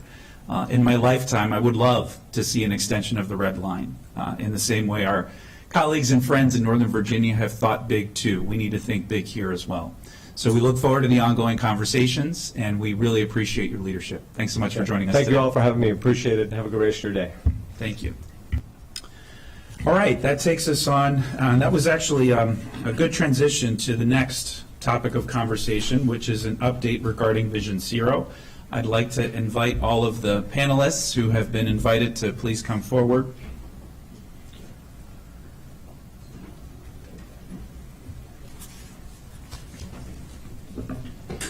And as those panelists are coming forward, I just want to stress the importance of this next conversation. Too many in our community have had their lives inextricably altered and with absolutely tragic circumstances. We have worked hard as a community, both in terms of our policy and in our budget allocations and recommendations, through partnerships and alliances that go beyond just the local level, but with our state, our municipalities, and our federal government. But we know despite all of that work that we need to do more, and we need to do it more quickly. We owe it to all of the constituents and residents who have lost their lives and the loved ones who were left behind. So thank you all very, very much for joining us today. We will be receiving a presentation, and then colleagues, once again, please text me if you'd like to be in the queue for questions. I'll turn it over to Dr. Orland to tee this up. Yes, thank you. This is a 5-part presentation, so it's pretty jam-packed. Leading off will be Wade Holland, who's the Vision Zero coordinator, and he and his colleagues with the Department of Transportation, the Police Department, will be talking about the work that's been going on in the county government since the last time you had a briefing, which was 15 months ago, June of last year. That'll be followed by a presentation by the State Highway Administration. Derek Gunn is back from being here yesterday at the T&E Committee with Joe Mogus, and they're going to talk about State Highways efforts. They presented to us their PowerPoint presentation just this morning, so you don't have that with you. It'll be on your monitors, and I'll circulate that to the council members after the meeting. Third, you'll get an abbreviated version of the predictive safety analysis that's been completed by Park and Planning Commission. We had a very full briefing on that to T&E yesterday. And if you want to see the full presentation, I urge you to look at the packet for that meeting or watch it on the web. Batting cleanup is Christy Daphnis, who's the chair of the Pedestrian, Bicycle, and Traffic Safety Advisory Committee, and she'll share her comments. And the fifth part, of course, is the questions and answers from y'all. So with that, I'll turn it over to Mr. Holland and the first part of the presentation. Thanks, Glenn. Thank you for the county council members, all for your support for the Vision Zero initiative and for your continued support for Vision Zero initiative. For the record, my name is Wade Holland. I'm the Vision Zero coordinator within the Office of the County Executive. As Glenn mentioned, I'll be playing the county government side with the Montgomery County Police and Montgomery County DOT. But I do want to recognize for our Vision Zero fiscal year 2022 action plan, we actually have about 20 different departments and agencies working on Vision Zero. I want to thank all of the folks in those divisions, working late nights, public meetings, all throughout the day, field visits. We've done a lot of work this past year, and I want to thank all the people who've worked hard over the last year to make sure our roads are safer. Next slide, please, Glenn. So before we kind of talk about the implementation of Vision Zero of the last fiscal year, I kind of want to talk about what's been happening on our roads in Montgomery County and also roadway safety since COVID-19 began in March of 2020. Next slide, please. Next one. So the news has been sobering, to say the least, since the COVID-19 pandemic has happened in the U.S. for traffic fatalities. Traditionally, when you see like a recession that may cause vehicle miles traveled to decrease, you see a decrease in fatalities. We did not see that in the COVID-19 pandemic when we saw basically every other injury category go down double digits, but the fatality rates went up, and they've been going up every single year. So nationwide, we aren't heading in the right direction. And I would say for Montgomery County, a little bit different picture, but still not heading in the direction we would like to. Next slide, please. If you skip, go to slide. Go to slide number 8. Yeah, just keep going. Since I know we're running a little behind schedule, we'll skip over through all my line charts.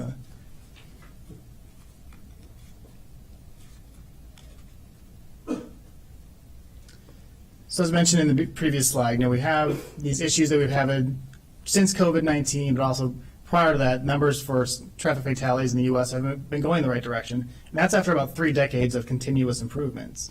So what have we been seeing since the post-COVID world? We've seen these triple threat fatalities, both in Montgomery County and nationwide. Those are crashes where we see 3 things happening: impairment from drugs or alcohol, excessive speeds, and ejection from the motor vehicle because they are not secured by seatbelts. We saw, especially during the 2020 shutdowns, large increase in seriously injured or killed people who are testing positive not only for alcohol but also opioids. We've seen substance abuse really increase since the COVID-19 pandemic, and that's something obviously this team may not work on, but we really need a holistic approach to substance abuse going forward. We've seen it locally. I'm sure you've seen in the news. We had sessions about this with the county council about impromptu and planned speed contests and addressing those. We have seen lower traffic volumes. We're about 4% in Maryland below 2019 traffic, but we have seen that traffic spread out more. There's a story in the Washington Post that kind of covered that yesterday about what we've been seeing in traffic changes on our roads. And I think that somewhat shows in our 2022 fatality numbers. I did a quick look through our fatality numbers for 2022, and what really struck me was how many were happening during daylight. So when I pulled these numbers, 72% of those fatalities were during daylight hours. Typically in the past years, it's only 40% during daylight. So I think that's somewhat of seeing these changes in traffic patterns. And I think, your previous discussion with the Metro General Manager, these changes, we're still kind of adjusting to these changes about how people are using the roads and the rails, monitoring that, and also making sure we address it, which is kind of the next part of this slide. If we're going to make changes, I used the word next, and that was the trigger word. So what are we going to do about this, right? We're seeing these numbers nationwide go into the wrong direction. We're seeing our numbers at the county level kind of staying neutral between 35 and 40 fatalities a year. What do we need to do? We need to make these numbers go down. Part of it is making sure we focus our attention where there's problems. I think sometimes I'll use the example of an ER room. You got to use triage. So where's the bleeding happening? That's along our high injury network. We have about 100 miles of roadway on our high injury network that account for about 40% of our serious and fatal crashes. If we make sure we focus on those places where we know the bleeding is, we have a history of issues there, continuing to focus on those areas, we can make these numbers change. I mentioned the second bullet there, addressing substance abuse. And also one thing we need to talk about as a state is the possible legalization of recreational marijuana. We have seen from Western states that after legalization of recreational marijuana, there were an increase in crashes and fatalities in traffic. So we actually need to work on the policy level, because once it becomes legal for recreational marijuana use, the current state code that would charge for DUID or driving under the influence of drugs would not apply to legalize marijuana. So there needs to be a policy framework should that constitutional amendment pass in November. And we also need to make sure we're using all the tools in the toolbox. That means not only our design and engineering tools, but also our work on law enforcement and focusing on the known dangerous driving behaviors, and also integration with automated enforcement. You'll see from our police presentation a little bit later about, our automated cameras catch a lot of speeders, but also our officers, about half of their stops are still for speeding. And then there's things beyond the folks in this table can control, and that's really about vehicle design. You'll see some of the slides I skipped is this giant increase in pedestrian and bicycle fatalities nationwide since 2010. So between 2010 and 2020, bicyclists and pedestrian fatalities have increased 51% nationwide. A couple of different things going on there, but one of the biggest changes has been the way that the fleet of vehicles that are on the roads. There's kind of cheaper gas at the end of the last financial crisis in 2008. That led to people buying a lot of crossover SUVs and larger SUVs, and we know from the science that these larger vehicles, if you're struck by them, you're more likely to be severely injured or killed if you're struck by those vehicles. So we actually did write a letter to NHTSA about their new car safety assessment program when they had a request for comment saying safety needs to be not only for the people in the vehicle, but for people outside the vehicle. Because we can't control that, but we need our national partners to take that seriously. Next.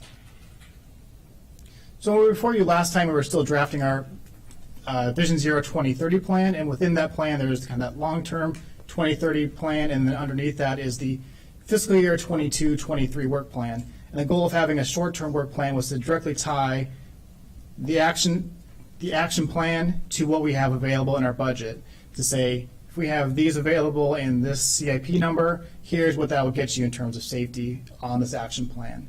Another big change that we made in developing the 2030 action plan was switching from the 3 pillars of engineering, education, and enforcement to a new safe systems alignment, which is what's really required now from the federal government as part of their new safety program. So now we have 3 pillars of complete streets, which looks at, from the edge of the road to the edge of the road, what do we want that road to look like, and what should it be to make sure it's safe for everyone, and that everyone can use that road safely. Our multimodal future is about, our existing transportation network, but also, the great things we have coming for the Purple Line and bus rapid transit. How can we actually use those projects not only to build out those new transit lines, but also to build out the safety infrastructure that's needed to get to those stations, especially if you're not using a car to get to those stations. And then finally is our culture of safety, which is our law enforcement and outreach arm, again, using all the tools in the toolbox, and also our post-crash care and response to make sure those injuries don't turn serious or fatal. With that, I'll turn over to Michael Paler, the Montgomery County Department of Transportation Division Chief for Traffic Engineering and Operations, as a mouthful of a title, to talk about what's underway in fiscal year 22. Well, good morning, Council President Albanaz, Council Vice President Glass, and distinguished members of the Council. Thank you for inviting us here. We've had conversations previous to this meeting, and even this morning, some of the discussion at Wamada. We recognize that the need for traffic safety improvements and accoutrements is legion, and it's a great lift. And in addition to our level of efforts, funding that we have, the department has been pursuing outside funding, as you can see here, looking at a variety of grants, HSIPs, the Safe Routes to School, Transportation Alternatives, and the Metropolitan Washington Council of Government grants, so that we can supplement our level of effort funding and move forward on the numerous safety initiatives for improvements to our infrastructure. And of course, the Safe Streets for All grant, we recently applied for that, and we're certainly hoping that we'll see a favorable response and get additional grant money through that. The next slide, please, sir. In conjunction with that and the need for this funding and the use of this funding, the county has embarked on the installation of 39 new traffic signals and traffic beacons since the inception of Vision Zero, and we're in the process of installing 26 new additional devices countywide. And again, we recognize that when we looked at the data and determined that there were intersections that are previously either uncontrolled or have stopped controlled, in addition to the mid-block crossings that we've noted for pedestrian movements in our urban district and other places. We've been trying to proliferate traffic signals and pedestrian hybrid beacons so that we can provide protected crossings for our most vulnerable road users, including bicyclists. So, next slide, please. And also, in addition to the need for the proliferation of these devices, the other complementary activity that we're embarking on is making sure that the network users know how to use the new devices or the additional devices that we're placing on our roadway system, and that includes motorists as well as pedestrians and bicyclists. And we recognize when we talk about Vision Zero, when we talk about the need to protect our most vulnerable road users, the focus oftentimes is on pedestrians and bicyclists, but we have sought to expand that focus to approaching motorists in person at different locales throughout the county to help them recognize their responsibility to operate their motor vehicle safety and protect all the mode users, and just holistically trying to make sure that all of our mode users recognize that we need to look out for each other to make sure that we're navigating the network safely, no matter which mode that we're doing that in. So, next slide, please. As Wade mentioned, we also have been embarking on these high injury network projects where we have noted through historical crashes that there are safety and operational issues. And you can see here some of the locations that we are in the process of either studying. New Hampshire Avenue, the Maryland 650 project was one that we had received the Metropolitan Washington Council of Governments grant, and we've been working in conjunction with Prince George's County and, of course, our partner in MDOT-SHA to take a look at that study and determine some of the needs in that corridor. As you see in the design, we've got 3 locations where the design is underway leading to construction, and of course Shady Grove Road, where we did implement some traffic signal safety modifications to protect left turns, again, as we've looked at the historic data and noted the number of crashes, the number of fatal crashes that have been we're experiencing at signalized locations, and determining that those signalized locations have what we call unprotected left turns, free left turns, and that conflict between through motorists. We've seen a lot of fatalities recently, and so we're looking at areas to change that, change our signalization protocols to make sure that we protect those left turns so that we don't have those angle crashes leading to serious injuries and fatals. And the speed limit reductions. And if you remember, we had embarked on a 20 is Plenty initiative last year and this year, where we had selected 5 locations to make a determination to lower the speed limit to 20 miles an hour. And the intent was to look at some of the radial roadways, or radial to those locations where we had reduced the speed limit, to see if we could influence a slowing down or the reduction in vehicle speed on some of the adjacent facilities. And what we found in that particular study is that there wasn't one. So there wasn't a reduction in speeds for vehicles on those adjacent roadways. And we had, when we embarked on this 20 is Plenty initiative, we had looked at it in the perspective of a couple of tiers, and we said, hey, we'll look at these 5 locations, and then maybe we'll try another set of locations in a different area, a different segment of the county. But we determined that it probably wasn't the best idea. The best idea was to look at implementing speed limit reductions countywide where we believe those were appropriate, particularly in residential areas and in some of those transitional roadways between residential and arterial roadways. So we have been moving forward with looking at speed reductions down to 25 and even to 20 miles an hour on residential roadways. And as a consequence of that, we've been trying to help residents even more with some of the 20 is Plenty branding, where in some situations we'll even not only reduce the speed limit but also add the additional branding, particularly where we have neighborhoods that are experiencing a great deal of cut-through traffic from the transient vehicles who don't belong to that neighborhood, but putting that branding signing up for a predetermined amount of time to also influence the speed reduction in those areas. So those are some of the things we've been embarking on in the Vision Zero context. So Tim Couples, Acting Deputy Director for DOT. I'll go over the next few slides. This one is a little busy. and it has to be that way because we've been busy. This depicts all the bike projects that we've been undertaking in fiscal year 22, and if you orient yourself on the left from the idea of a project to the right where there's an open facility, it's just kind of supposed to give some indication of where each of these projects are in their life cycle. Of the 21 projects that were in the FY22 work plan, 4 were completed on schedule, and all the rest of the ones throughout the design phase, they're all on track save one, which were Metropolitan Branch Trail, which is advertised for construction, and the bids or proposals will be received in October. So hopefully we'll be back on track with that one in the near future. On the next slide, we want to talk a little bit about sidewalk installation. We had a very interesting discussion with the T&E committee yesterday about this. 30,000 linear feet of sidewalk was put down in FY22. That was over 26% above our goal. This is a program that, vast majority of the funds go to actually putting concrete in place. So we've done a lot of work in the past fiscal year to install sidewalks and address community requests. But as we talked about during T&E, we get far more requests than we have funding to implement. 300 or so requests a year, and we're able to implement 10 to 15 per year based off of available funding. On the next slide,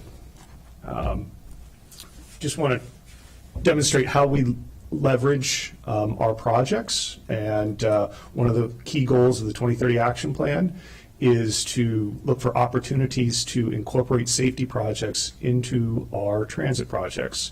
And this is a good example right here. What you're looking at is the Veers Mill BRT line.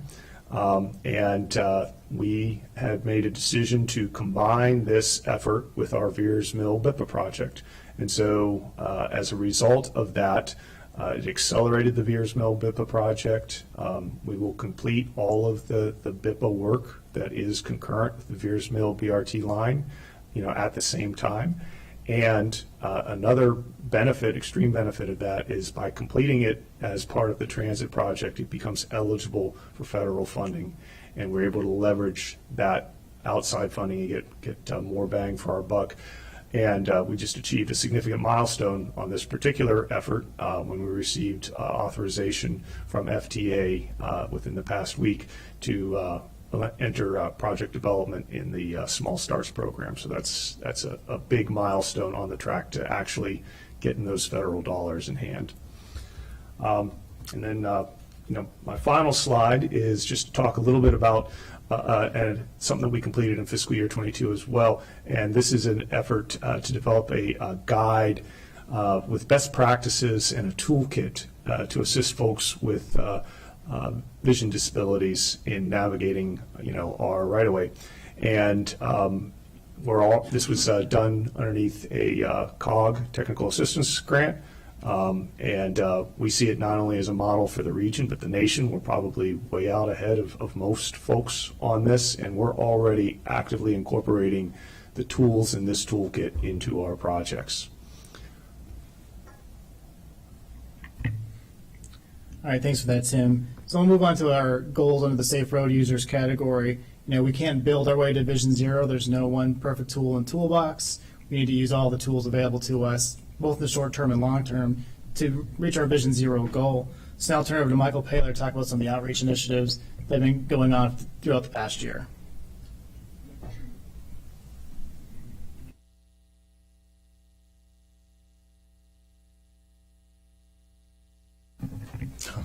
I'm sorry, I was expecting another slide to come up.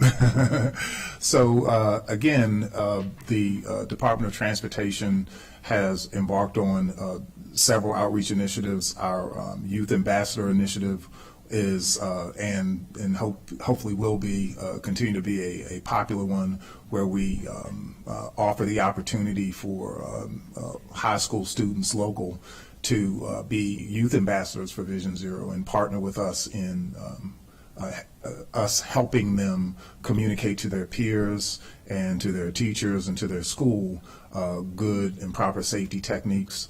Also, we've had a couple of opportunities where we've participated in and initiated video contests with high school students, the Heads Up and Phones Down contest, which in our estimation was an extremely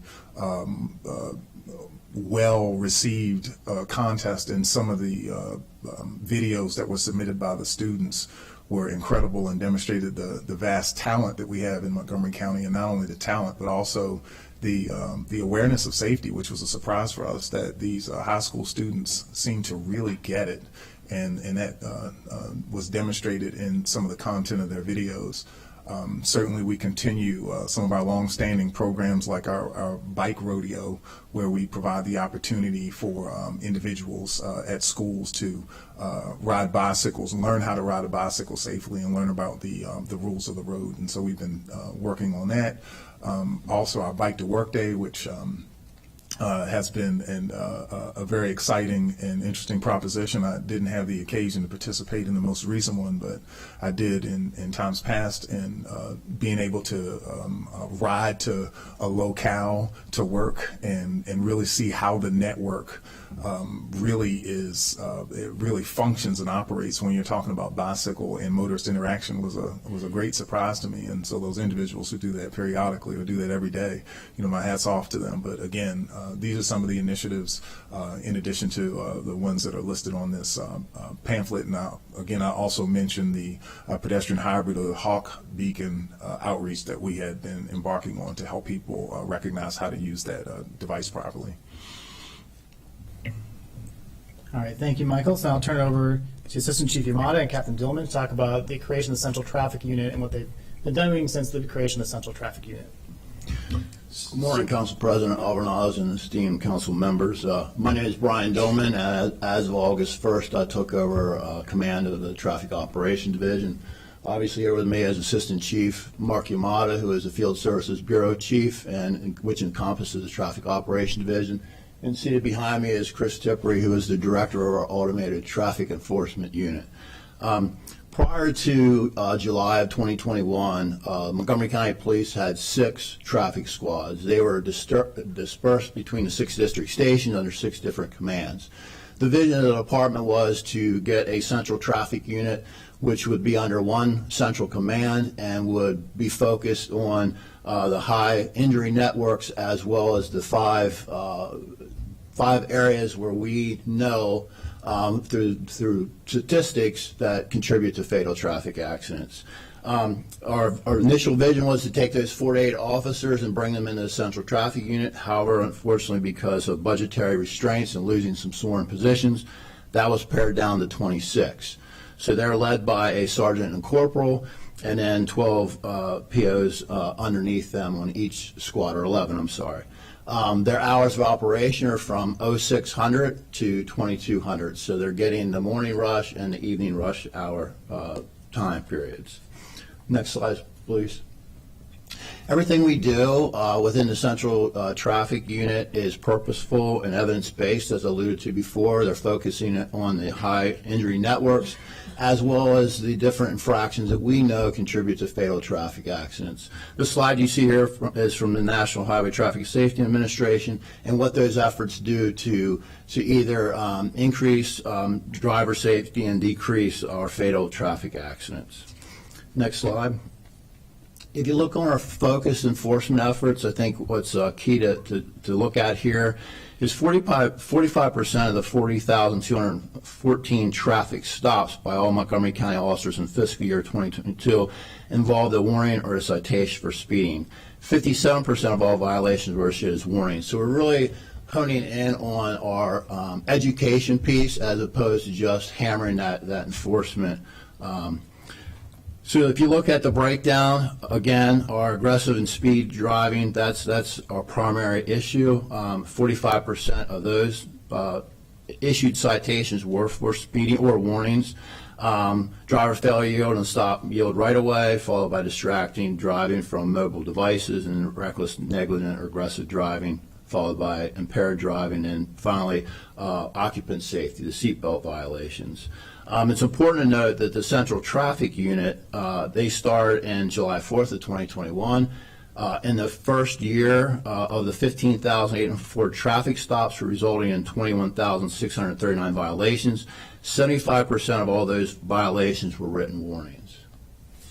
Next slide, please. If I could just add, good afternoon, Council President, Council Vice President, Council members.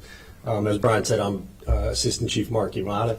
I oversee this particular bureau, and several of the things that I promised to Council when I was appointed, as well as the county executive, was that we would be data-driven, as Captain Dillman alluded to.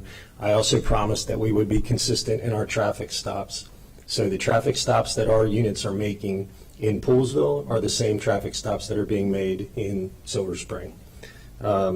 We would focus our efforts not only on enforcement, but on education. I think of the 15,000 or more traffic tickets that our central unit has written, we've written 3 times as many warnings. So we are out there not just, blanket throwing tickets on on our drivers. We're educating them at the same time. We are also coordinating efforts. Every time we have a serious accident, we work with either SHA or DOT on looking at any design changes, lighting, shrubbery that needs to be trimmed, widening of lanes, narrowing of turn lanes, or however we can do to make design improvements to help reduce those traffic accidents. And we are also spending equal amount of time in all 6 districts. As promised, we're not just down county and avoid, say, Potomac or Avenel. We're everywhere dispersed throughout, and it is data-driven. And finally, with respect to automated speed and red light enforcement, I think things to capture here that's good news is although our locations stay consistent, we're looking to add to those. You can see the number of our actual infractions that have been issued are coming down. So it is having an effect in dealing with speeders, which is good to see. It's not just about the revenue piece of it. It's about the enforcement effort. It's about curbing the speed that we have people driving out there. One thing to note is that we have currently 300 approved locations that are permitted that we can take our mobile cameras and we can move them. And what we are currently doing is we just got a new contract with Conduit, and we have 38 fixed pole cameras right now, 34 portable, and 5 mobile vans. We're going to add an additional 22 portable cameras this year, 5 red light cameras, and each subsequent year thereafter through 2026, we'll be adding 10 speed cameras and 5 red light cameras. For a total, at the conclusion of this, we should have 216 total cameras between red light cameras and speed cameras by the end of 2016. Next slide. Automated bus stop enforcement. You can see our numbers. I do have the numbers for last year, 2021. We had 36,717 infractions. This year, year-to-date, 32,311. As you guys can imagine, and was very public, is the student that was struck on the second day of school. This is a big deal. It impacts public safety, and by the grace of God, the girl's going to survive her injuries. And what we're working with our central traffic officers now too is we're going to pull the data where most of these tickets are being issued, and we're going to deploy our officers there to get some additional enforcement efforts there with it. It is a major concern of ours. And that's all I have. Yeah, and that's it for the county government side. So we'll turn back to Glenn. Thank you very much. Okay, next we'll talk to Derek Gunn and Joe Mogus in the State Highway Administration.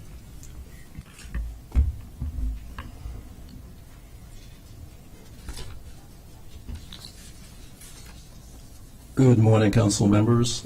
Thank you for having the State Highway Administration here for a second day of conversation. And we were here yesterday and we were having a very important discussion about sidewalk, new construction and sidewalk maintenance along state roadways and local roadways. And we'd like to kind of continue that conversation today with other roadway aspects that the state is embarking upon. My name is Derek Gunn. I'm the acting district engineer for MDOT-SHA District 3. And joining me today is a colleague, our assistant district engineer for traffic for Montgomery County, Joseph Mogus. He's behind me, and he'll be joining us for part of the presentation going forward.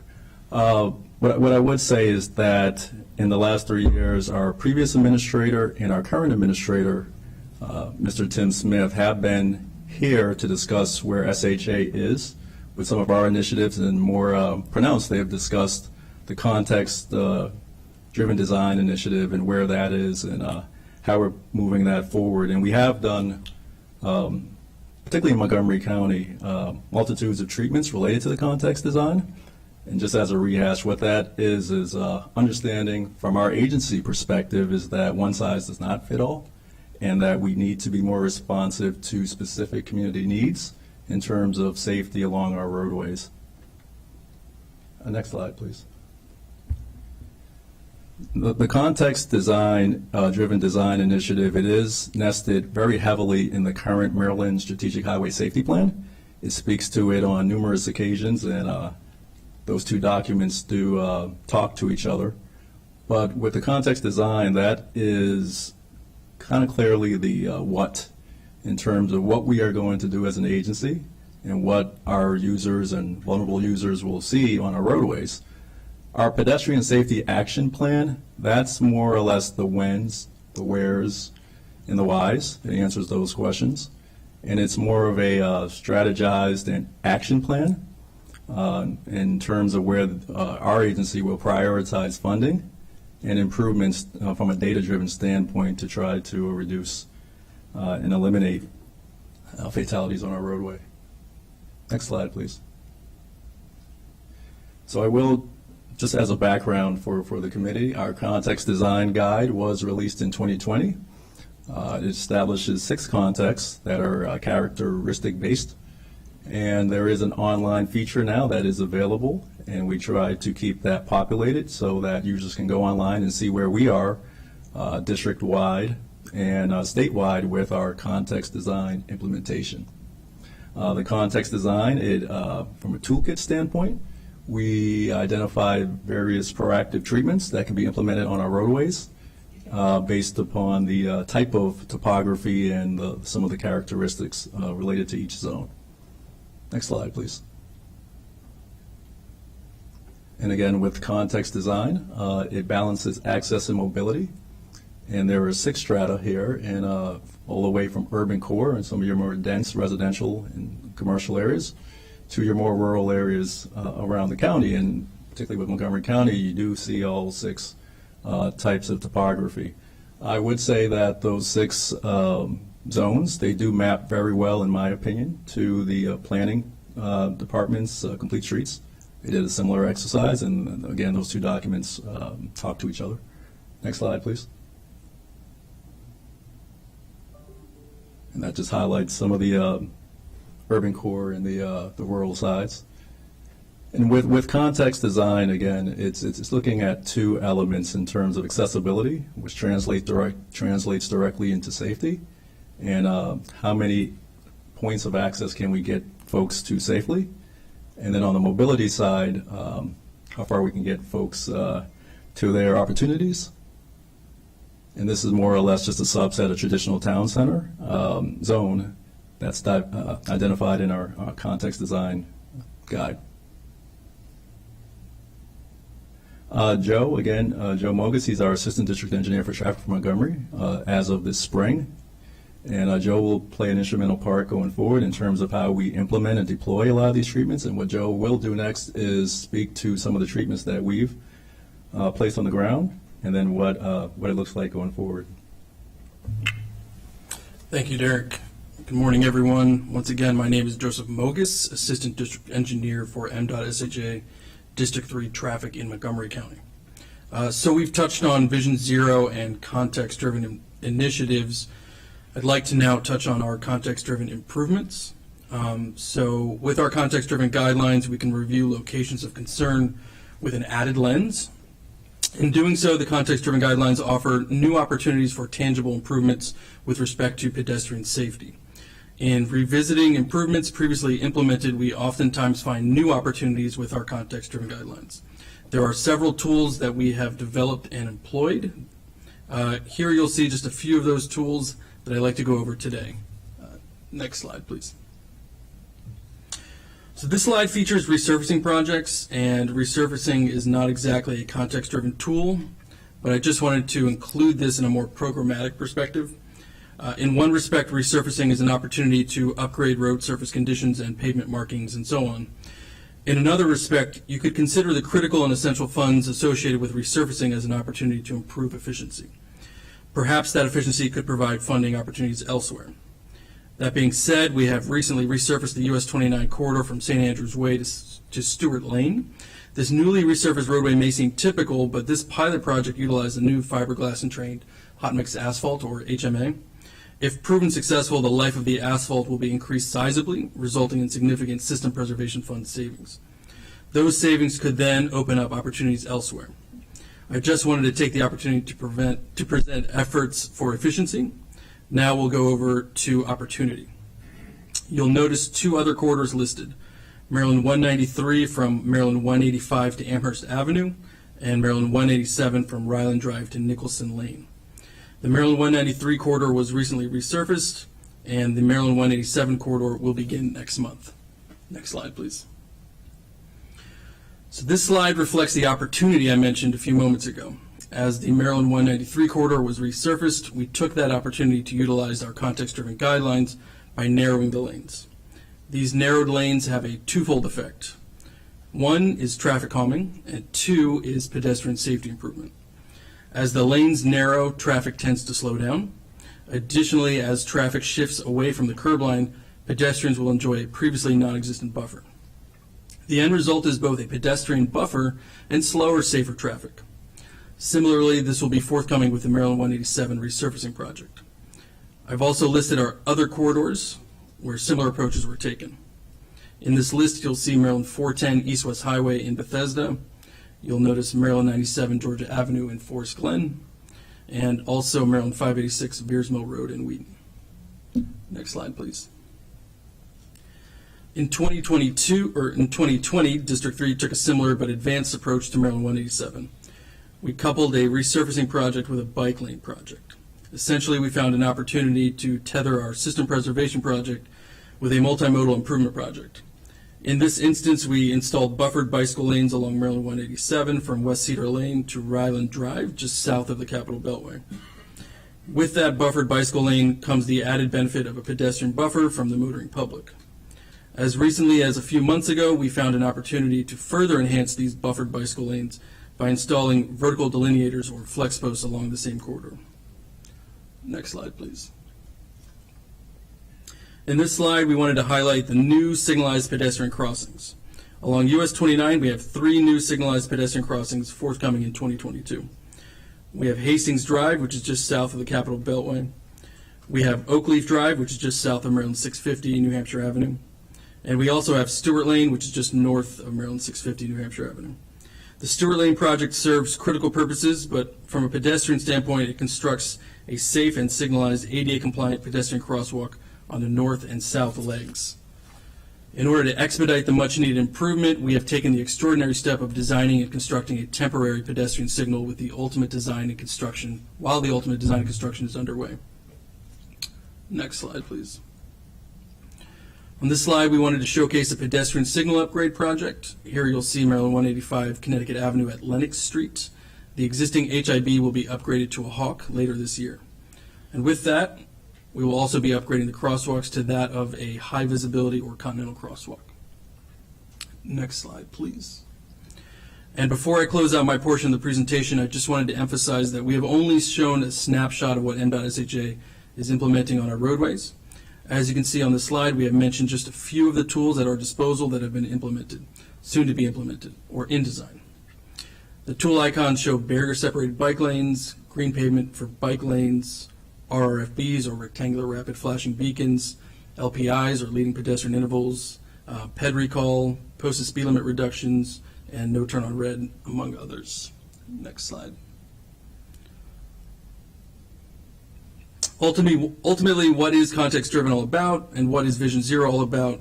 It's about creating a safe, efficient, and high-quality M.SHA network, a network that serves people, all Marylanders. Next slide. I'd like to thank you for your time and interest in these efforts. I look forward to your questions. Pass it to Derek.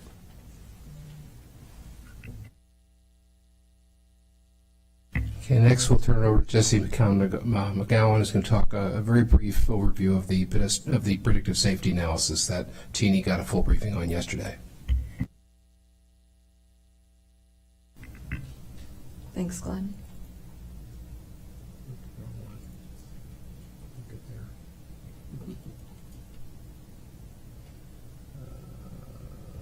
Which is yours?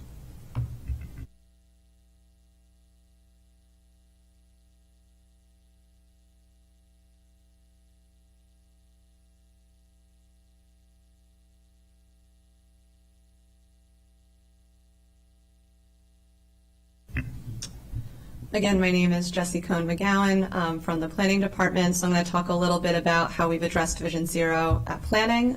So first I'm going to talk about the predictive safety analysis.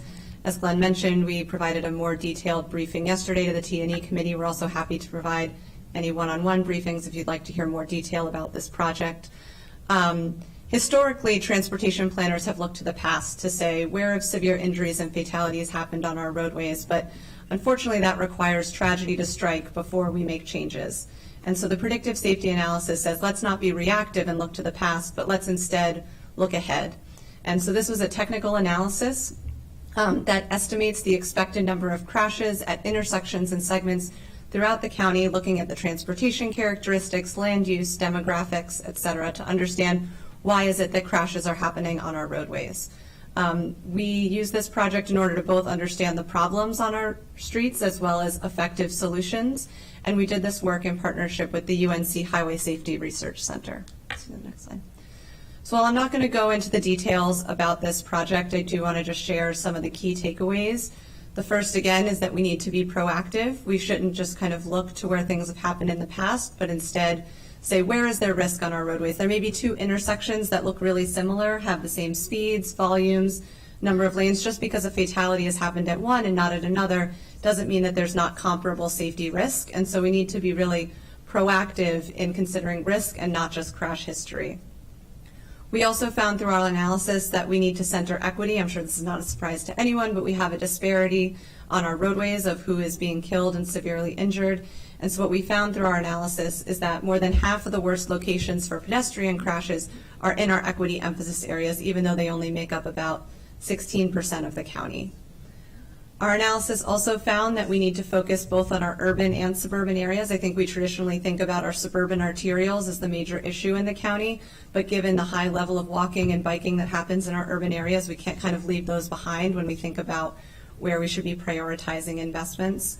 And then we really need a systemic approach. We can't just point to those handful of worst locations as places for improvement. We need to think about how can we implement low-cost systemic improvements at, dozens, if not hundreds of locations countywide. Next slide. So I do just want to note that we have a web map that there's a link in the slides that are in your packet that show the top 200 locations for each of the 6 crash types that we looked at. So these are really where is there the highest crash risk for the 6 different crash types. I didn't talk about each of these, but we looked at pedestrians, bicyclists, and motorists as these different crash types that we studied. See the next slide. While a lot of the project focused on understanding the safety challenges, a key part of this effort was also looking ahead at what are the safety solutions. And so we've developed some dynamic tools that allow you to evaluate different countermeasure or improvement scenarios. So we look at how many crashes can be reduced with different countermeasures, what's the cost per crash reduced. So we worked with our partners at DOT to understand the costs associated with different improvements. And then we looked at what's the equity benefit. If we were to do this at a dozen locations, how many of those dozen locations are in equity areas? And we also have developed a list of candidate locations for each of these countermeasures that's included in an appendix to the study.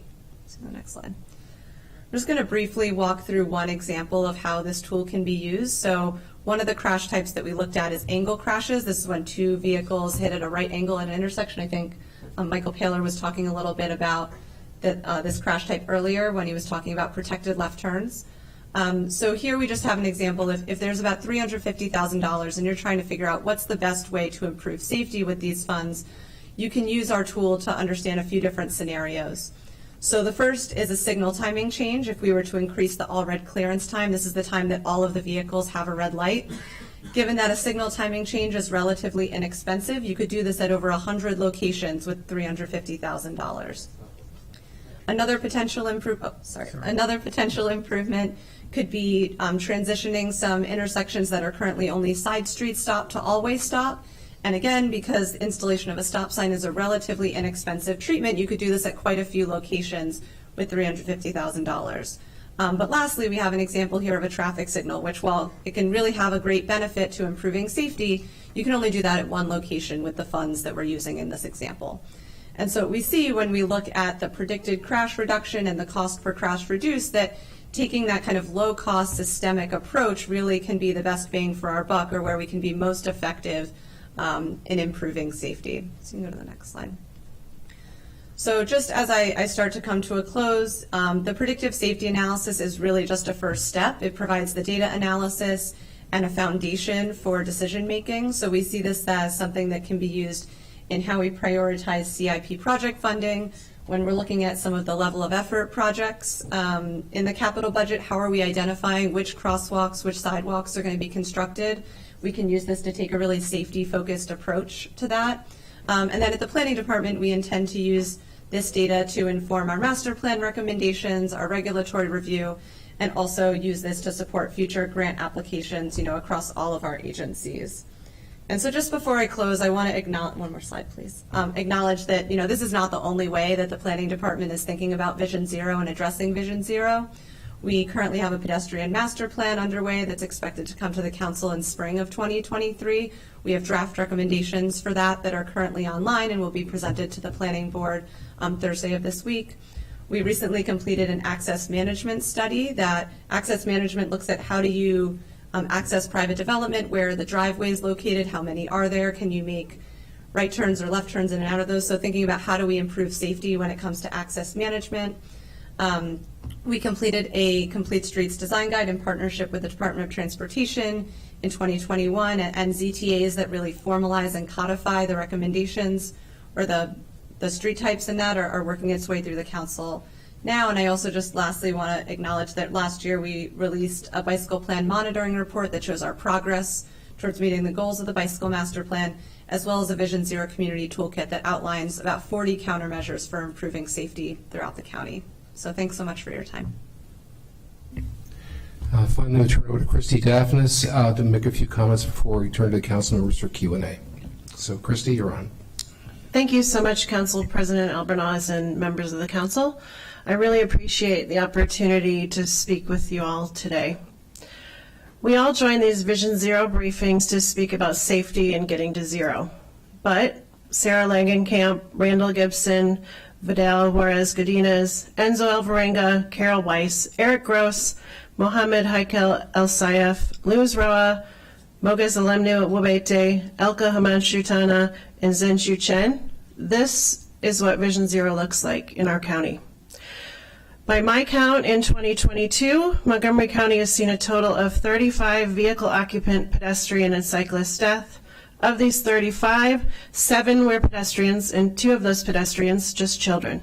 3 were cyclists, and 25 were motorists. And the year is not yet over. The numbers in the staff packet seem to be incomplete, as they encompassed a portion of the year that captured only 4 pedestrian deaths. This is what Vision Zero looks like in our county. Yesterday, there was a Priority 1 life-threatening pedestrian crash in Germantown. That neighbor may not survive, and if they do, will likely have long-lasting impacts. Just last Friday, a middle school student, an 8th grader, who happens to be my daughter's classmate at Newport Mill Middle School, was hit by a driver in a crosswalk while riding her bike to school. While she will live, she was seriously injured. This happened along Veers Mill Road, a roadway with high speed limit and lack of sidewalk network, and often inadequate sidewalks where they do exist. The students that need to cross Veers Mill Road are from one of the highest poverty elementary boundary areas in the county, with the neighborhood elementary school statistics hovering around 80% of the students who receive free and reduced meals and around 50% who speak English as a second language. We expect these students as young as 11 years old, to walk alongside of this highway on a narrow sidewalk and then cross this highway twice per day, including my 13-year-old. The BIPA project and BRT mentioned was on and along the Veers Mill corridor. It's not fast enough to keep our kids safe. From the other articulating elementary school in the same Newport Mill boundary area, these kids have to cross Connecticut Avenue, also as young as 11 years old, and they're expected to cross the 6 lanes without a crossing guard twice a day. This is what Vision Zero looks like in our county. This is what safe routes to school looks like in reality, and this is what equity looks like in our streets. I could sit here in this seat and say everything's great, we're doing an amazing job of preventing deaths, we're fixing all of our roadways, we're making sure operational measures reduce risks, and when humans make a mistake, it's not deadly. However, if I were to say this, I'd be lying. The truth is our neighbors are dying. To be honest, I'm not sure what the answer is or how we solve this epidemic of death and injury. What I do know is that we will not solve the problem or even get close to zero when it often takes 6 years to install a traffic signal, when we're only building 5.75 miles of sidewalk per year, which is mostly request-driven versus a truly targeted predictive safety analysis-based, implementation, especially when there are severe gaps in our sidewalk network. When we inadequately maintain sidewalks and can't determine whose responsibility it is to assure ADA compliance and simple maintenance, like sidewalk shoveling and brush clearing, especially along these higher speed arterials. When we hand out string bags and reflectors at community events instead of having real community-based and collaborative multi-agency participant conversations. And when we eschew programs and pilots that improve street design and safety when vocal minority of residents raise concerns. I'm not mentioning these things to place blame or to be overly critical. These things are admittedly complicated and they do take time. And high rates of traffic deaths and injury are not a problem unique to Montgomery County. Traffic deaths are at an all-time high across the country, as the previous briefer had mentioned. But as an optimistic citizen with faith in our elected officials and county and state government staff and leaders, I desperately want our Montgomery County Executive, Department of Transportation, State Highway Administration, Police Department, and our school system to succeed. And I truly believe that each of the individuals here today are skilled professionals who I trust and who I want to make Vision Zero a reality. The truth is the system is stacked against them as well. However, the reality is we must do more and we must take a hard look at what's working in our Vision Zero implementation and what is not. We must examine our county and state budget policies, figure out what the barriers are to making things happen, and make these life-saving interventions happen faster. Veers Mill Road, as I mentioned above, will continue to put 11-year-olds at risk and will continue to kill my Wheaton neighbors, at least 4 now in recent years, who are simply trying to ride the bus to work. Old Georgetown Road, which has taken the lives of 2 of our youth in the past 3 years, will continue to be a place where people are killed on their bicycle. Georgia Avenue, New Hampshire Avenue, Rockville Pike, I could go on and on with multiple examples of where accidents have happened more than once, sometimes more than twice or thrice. How are these deaths accidents when they continue to happen? The short answer is they are not. To make real progress towards our Vision Zero goals, I call on the council, the county, and the state to do several things. Double down on life-saving treatments, removing barriers, and streamlining the ability to go from concept to reality on projects so that these interventions can be done faster, cheaper, and better. Do more in-depth analysis of not just what happened in deadly and serious crashes from a police perspective, but a human-centered design assessment of what engineering or operational changes could be made at a crash site or along a corridor that could have prevented death or serious injury. And then, perhaps most importantly, implement these things with immediacy. Implement countywide traffic operations policies that might include things like eliminating right turns on red, reductions in speed limits across the board, implementing leading pedestrian intervals and increased crossing times as a default, and continuing to pilot the use of treatments such as bus-only lanes that are painted red as they are in DC, and then making these pilots permanent when they're shown to work. As Jesse mentioned, where can we look to implement interventions at hundreds of sites countywide? Where are those low-cost opportunities? We need to put our children as the highest priority and immediately plan and implement school walkshed infrastructure and traffic operations improvements. This might include things like adequate sidewalk infrastructure along arterials and primary residential routes, speed limit reductions, and automated enforcement in school zones, asking for variance from state laws that may limit installation of speed and or red light cameras along these major corridors and arterials, whether they're state or county owned.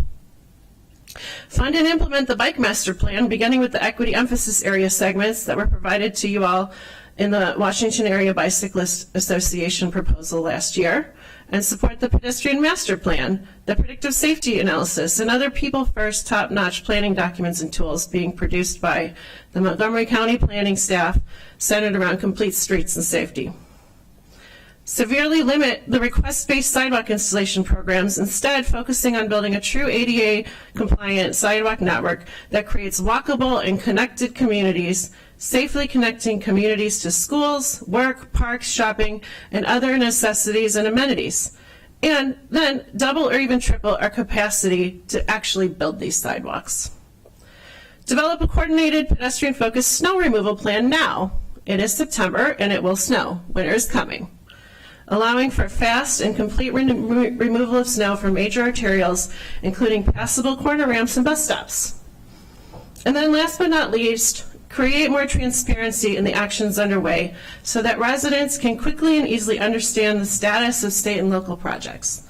There's not a place where I can go, and I'm very in the loop on these things, to figure out what the status of certain projects are as a concerned member of the public.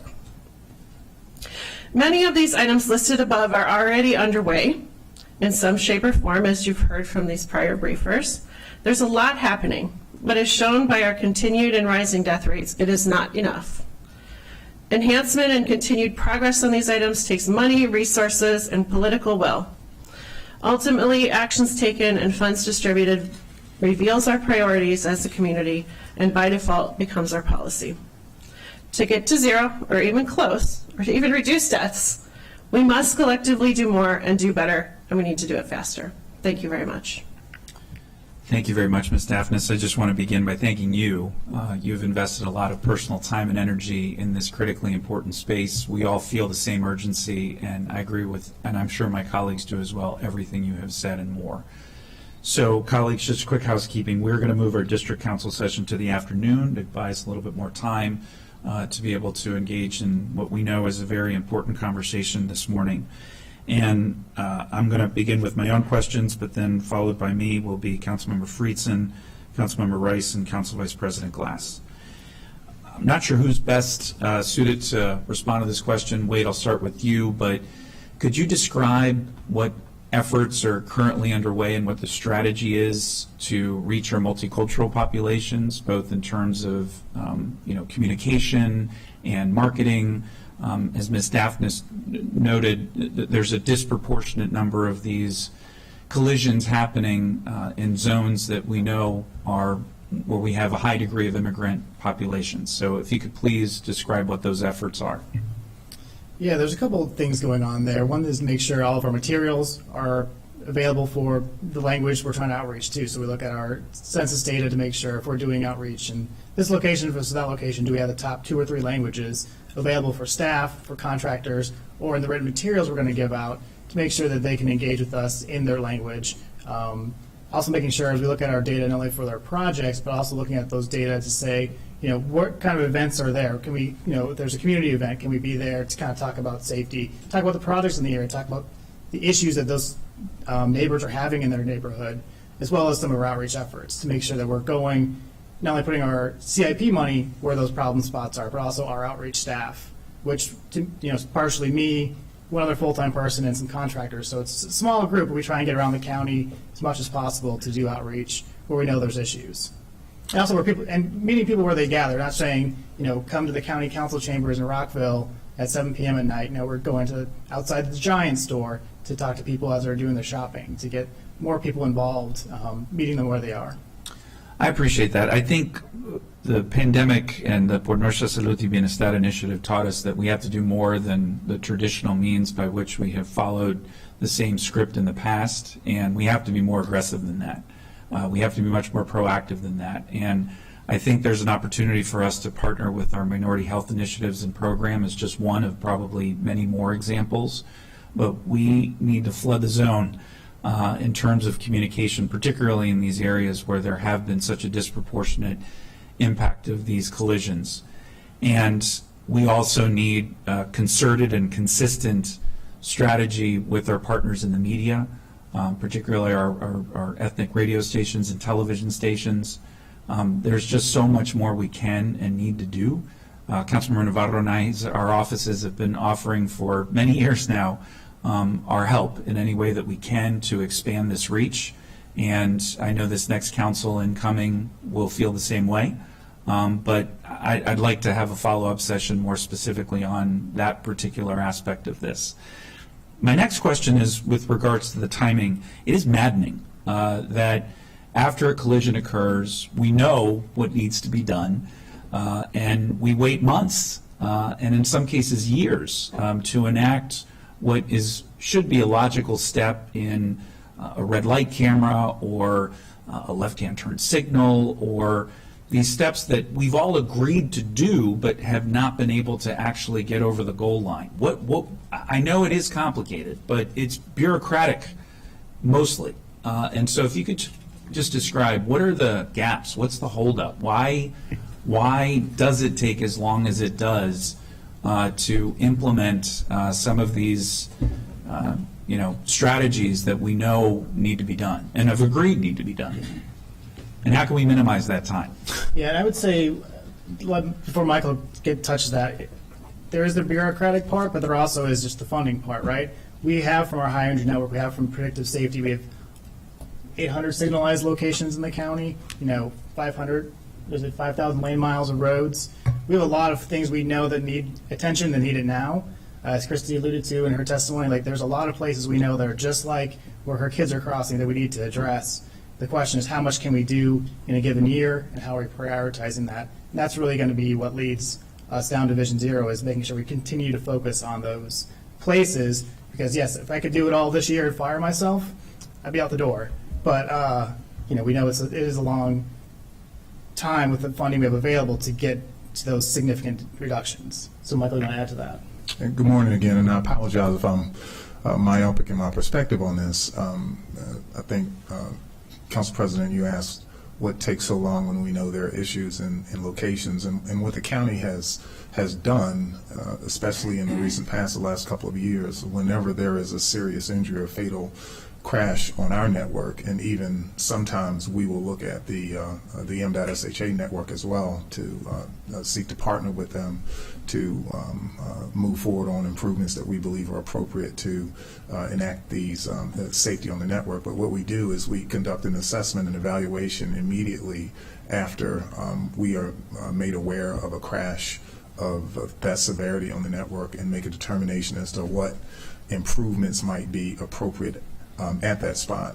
And those improvements, if there's something substantive that we've missed or something substantive that is needed, we move those improvements up in our priority list to get them done right away. So I don't want to say that there isn't a delay because of funding or some sort. If we have to put a traffic signal in, again, when we look at our list of traffic signals and the associated priority of those signals that we've already established, we reshuffle those priorities so that we can get signals in or pedestrian hybrid beacons in appropriately at these locations.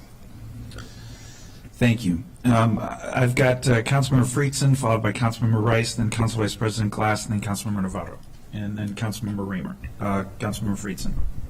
Thank you, Mr. President. Appreciate the fact that we're having this conversation. I regret the fact that it feels like we're having the same conversation we've had in previous years. And I really do appreciate that we ended on misstaffness, and that you shared the names and lifted up the names of those we've lost on our roadways. And the fact remains that if we lost a fraction of the people in public buildings as we do on public roadways, we'd be willing to change everything and try absolutely anything to address it. Not in a day. We're talking about a decade or longer for some of the changes that we're addressing here today. It wouldn't take a day if we lost one person, and we lose a person a week almost.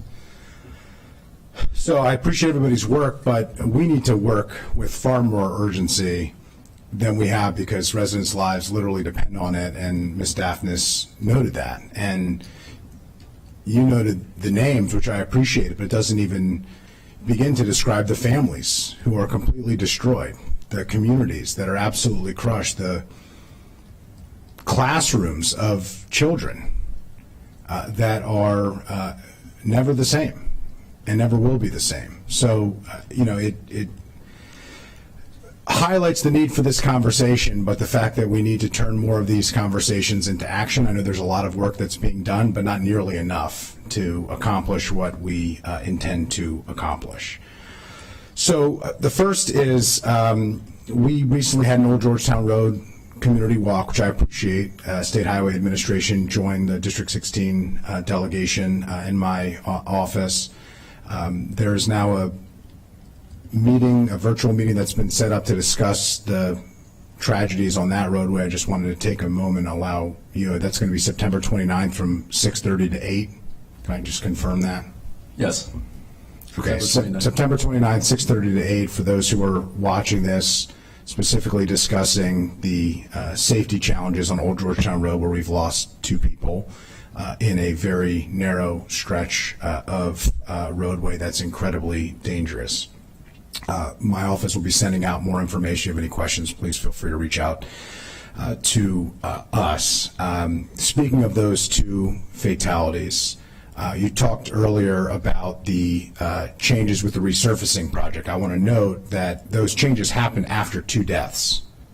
The first change was the resurfacing project that led to 0.6 miles of buffered bike lane, painted bike lanes.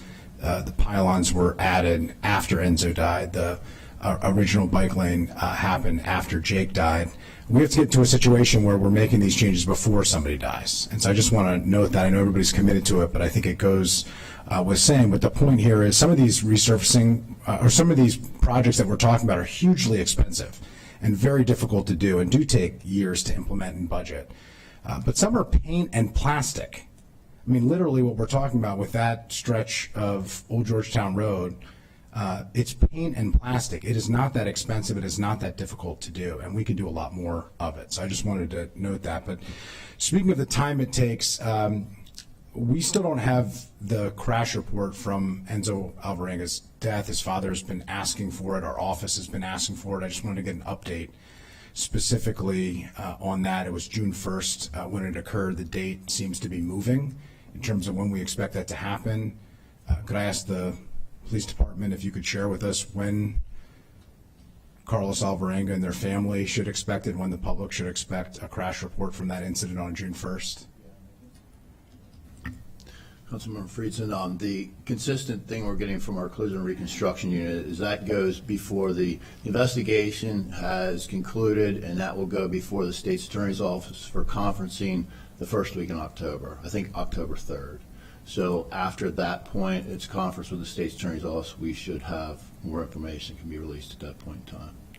So do you expect the information to be released on October 3rd? What's the date that we should be sharing with the Alvarenga family? What's the date we should be sharing with the public of when they can expect to have some small degree of closure on a death in their family? I can confirm with the collision and reconstruction unit and let your office know the date.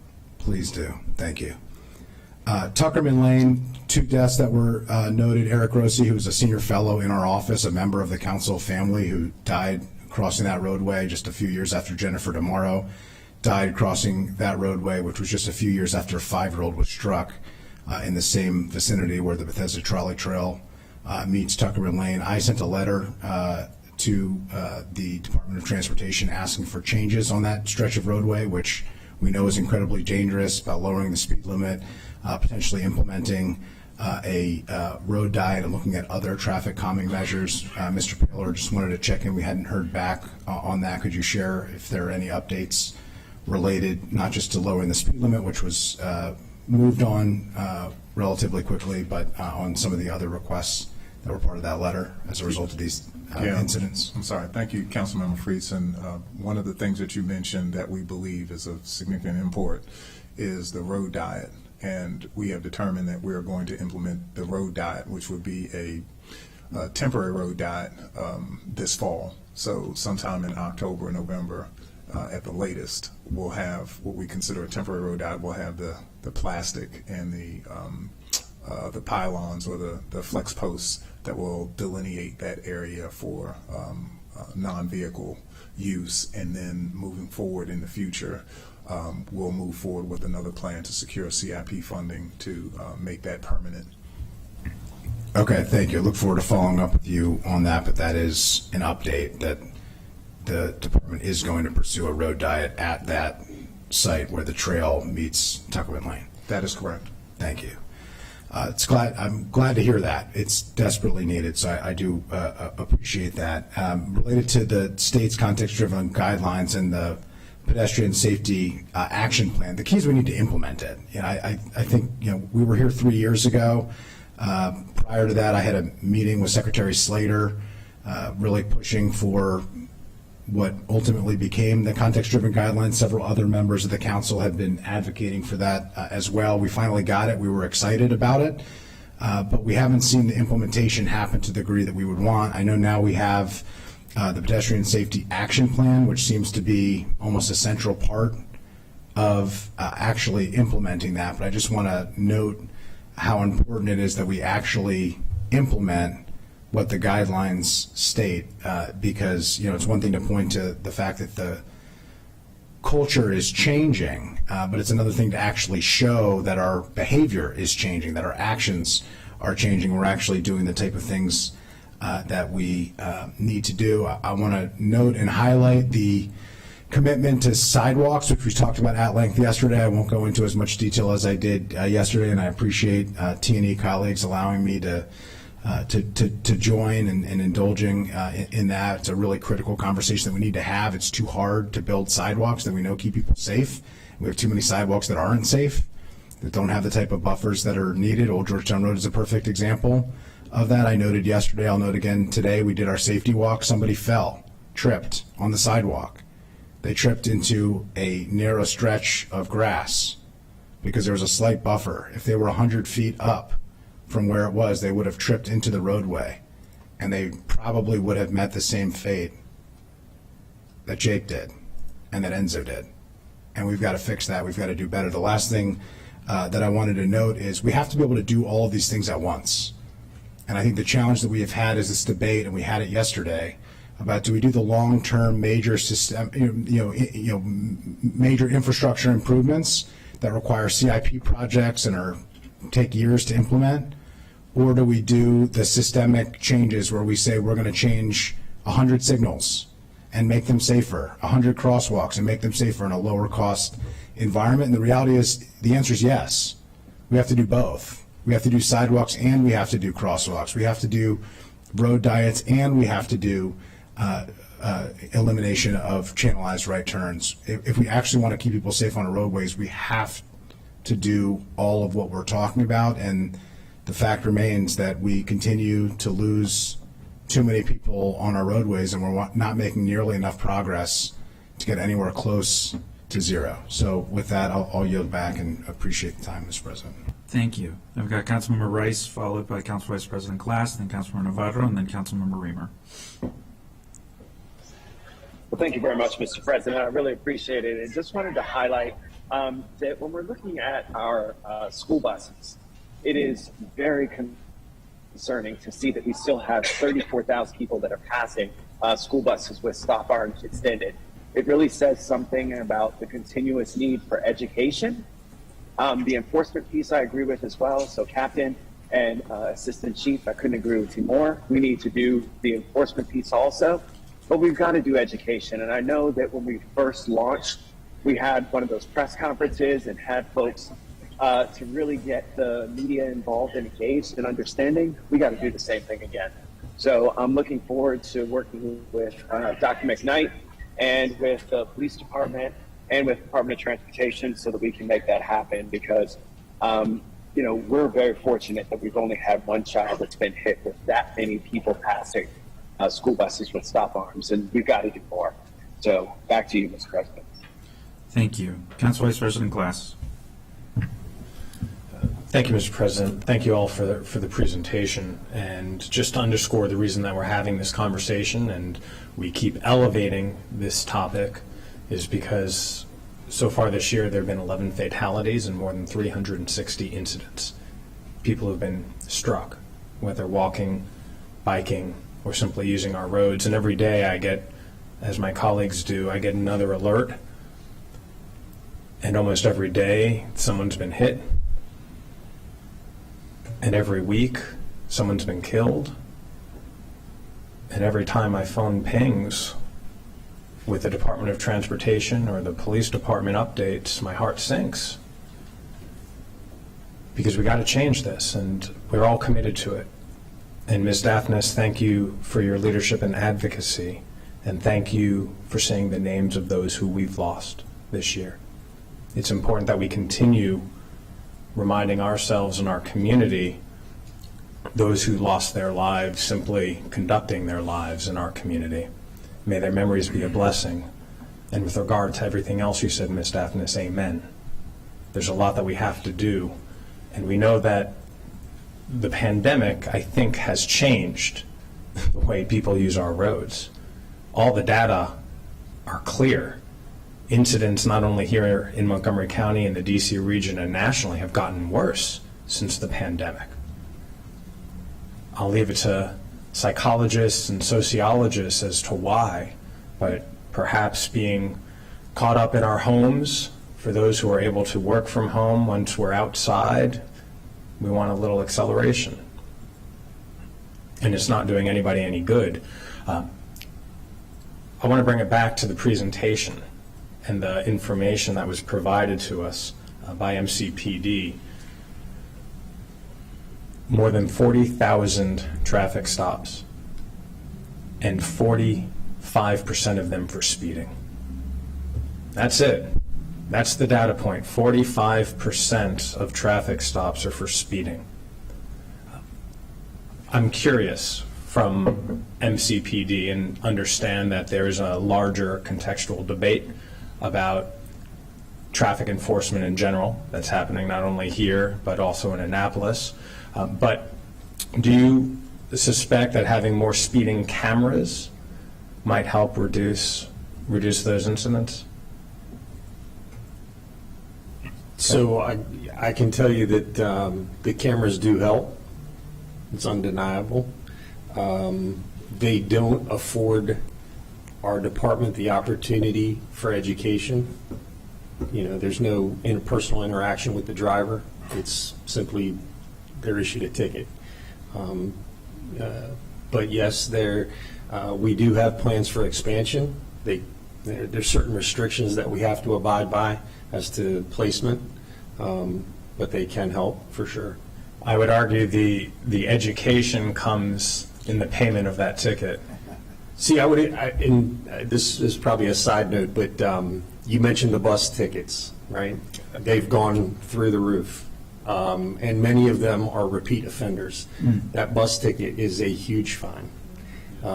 So clearly, the fine doesn't always dictate whether that serves an education. We've had conversations about the bus ticket policy, and it is somewhat confusing, especially along some of the state highways where there are no medians and people driving in opposite direction, not knowing or not seeing what's happening 6 lanes away. But point taken, and I'll reiterate the point I made, that a hit to the wallet is better than a hit to a person on the road.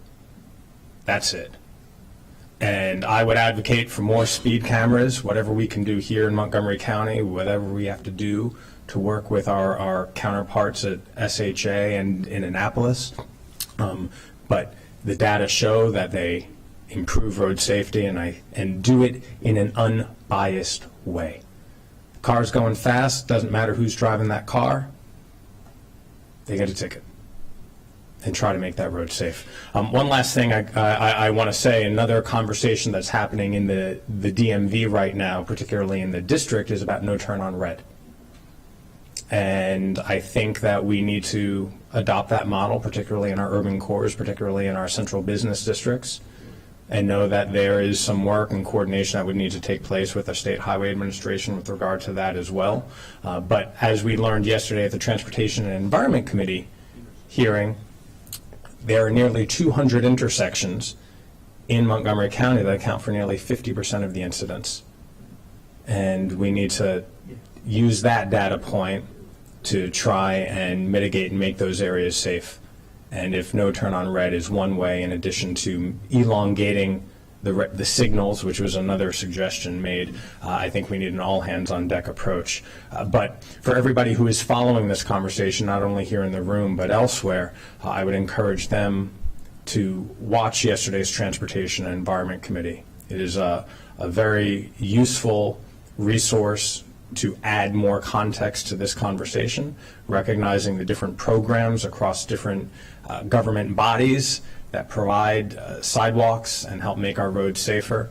But at the end of the day, it takes this teamwork, this collaboration amongst everybody who's at the dais here, who's testifying, and your partner agencies to make sure that our roads are safer for everybody. So thank you for this presentation, and there's definitely more work to do. If I could add one thing, Council President. So you mentioned the unbiased part about the cameras. Absolutely. To the credit of our central motor team, the 26 officers that are out there, they conduct 40% of our traffic stops.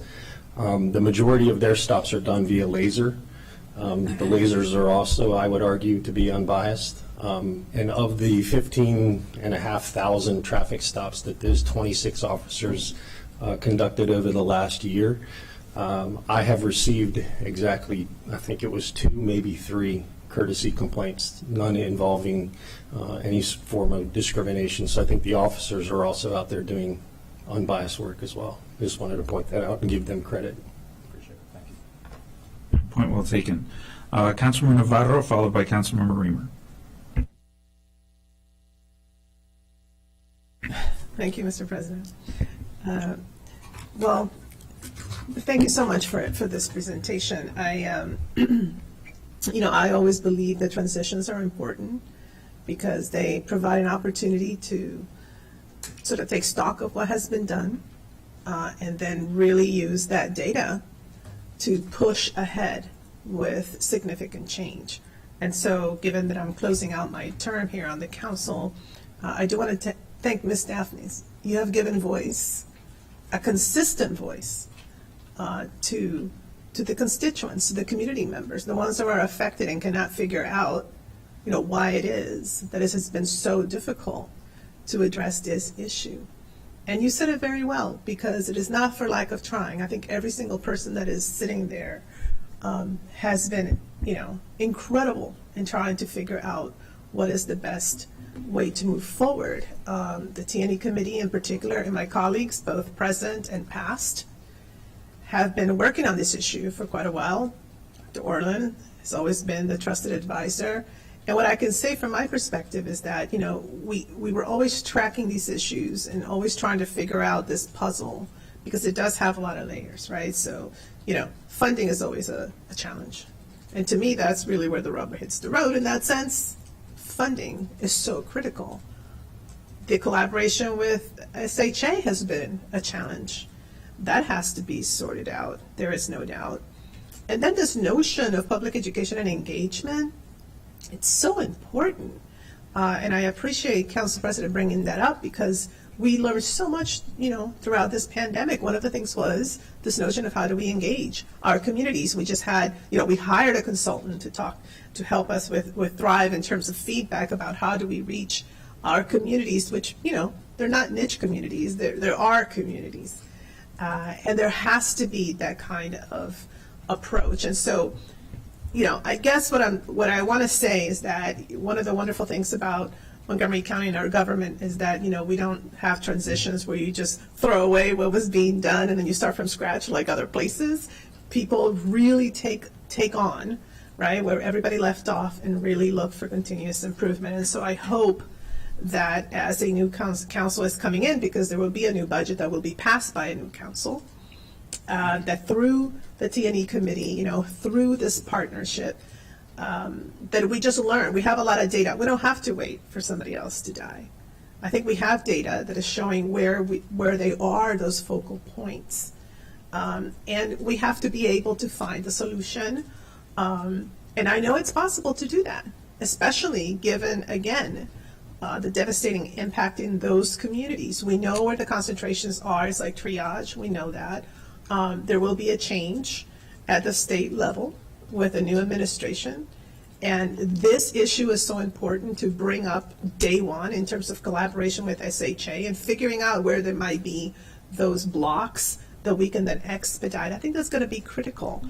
So it gives me hope in the sense that we have these tested approaches that have yielded extraordinary results. Por nuestra salud y bienestar, the African American Health Program, we use that template. And you're right. I mean, you can't do it if it's just 3 or 4 people in the team with Vision Zero doing engagement. So perhaps there needs to be a conversation about how do you use promoters, right? Just like we did with our health programs. We just have to tweak that. It's a best practice. We can do that. And then how do we figure out a much more streamlined process with SHA? Does it include our General Assembly? Maybe, right? To make some tweaks, et cetera. And finally, funding. That is significant. Because, may I remind everybody of how we've been working so hard to reduce our debt service. And when it comes to the CIP and things like that, it is significant. But I think that with, a transition to new administration, new council administration at the state level, continuation with the executive, I think there are opportunities to zero in on those best practices and just boost them, right? And hopefully we will start seeing some shift and some change. I will close by saying, I'm constantly trying to figure out, what's going on. And I remember when I first moved to this area thinking, wow, this is interesting, right? Because you have people from all over the world driving. And there's an ethos, we all know, regardless of where you are. Where I grew up, even in Venezuela, if you went to Caracas, there was a way that you drove there. If you were in the interior of the country, there was a way that you drove there. Happens now too. You go to LA, there's a way you drive. There's like a personality. Here we have a confluence. And we have to admit that there are connections to affordable housing, right? Where are, the existing affordable housing in the county? Where's the density gone? Not necessarily because of affordable housing, but just concentration. There's a lot of layers to this, but we have that data, and so I am hopeful that we can turn the corner here. But it is the pandemic, like you said, Christy. It is in that sense. It is urgent. We cannot continue to do the same thing. So anyway, I just wanted to thank everyone because as the one who has been sitting here since 2009. This has always been an issue, but now, Council Vice President said it better. Happens to me too. Every time I see an alert, I'm just praying that it's not another, pedestrian involved. And so anyway, I just really wanted to say thank you. I don't think there's a lot more that, or question, because I've been there, done that. I know we have the data. I know we have the best practices. Now it's just a matter of, funding, prioritizing, and tweaking legislative blocks to get us to where we want to go, and making sure that the Vision Zero initiative has the capacity that it needs to address this in a significant way. If not, we're just kind of pretending that we're doing something great with an initiative and, patting ourselves on the back, and that is not sufficient, or it's not acceptable. So anyway, thank you, everybody. Thank you very much, Councilmember Navarro. And Councilmember Reamer is going to get the last word on this presentation for this morning. All right, thank you. Did hear about a lot of progress today. compelling comments from Ms. Daphnis. Thank you for your work. On the cameras, I wanted to ask, we received, I'm losing, I think it was you, is it Commander now? Sorry. Yeah, Captain, thank you. It's good to see you again. He was nice about it. It's good. Yeah, it's good. Yeah, we did a ride-along together a couple months ago. How many more cameras? It looked like a significant increase. That was welcome news because we've been working hard to get an increase in camera deployment in the county, and this seems like it demonstrates some significant change here. So could you share that once again?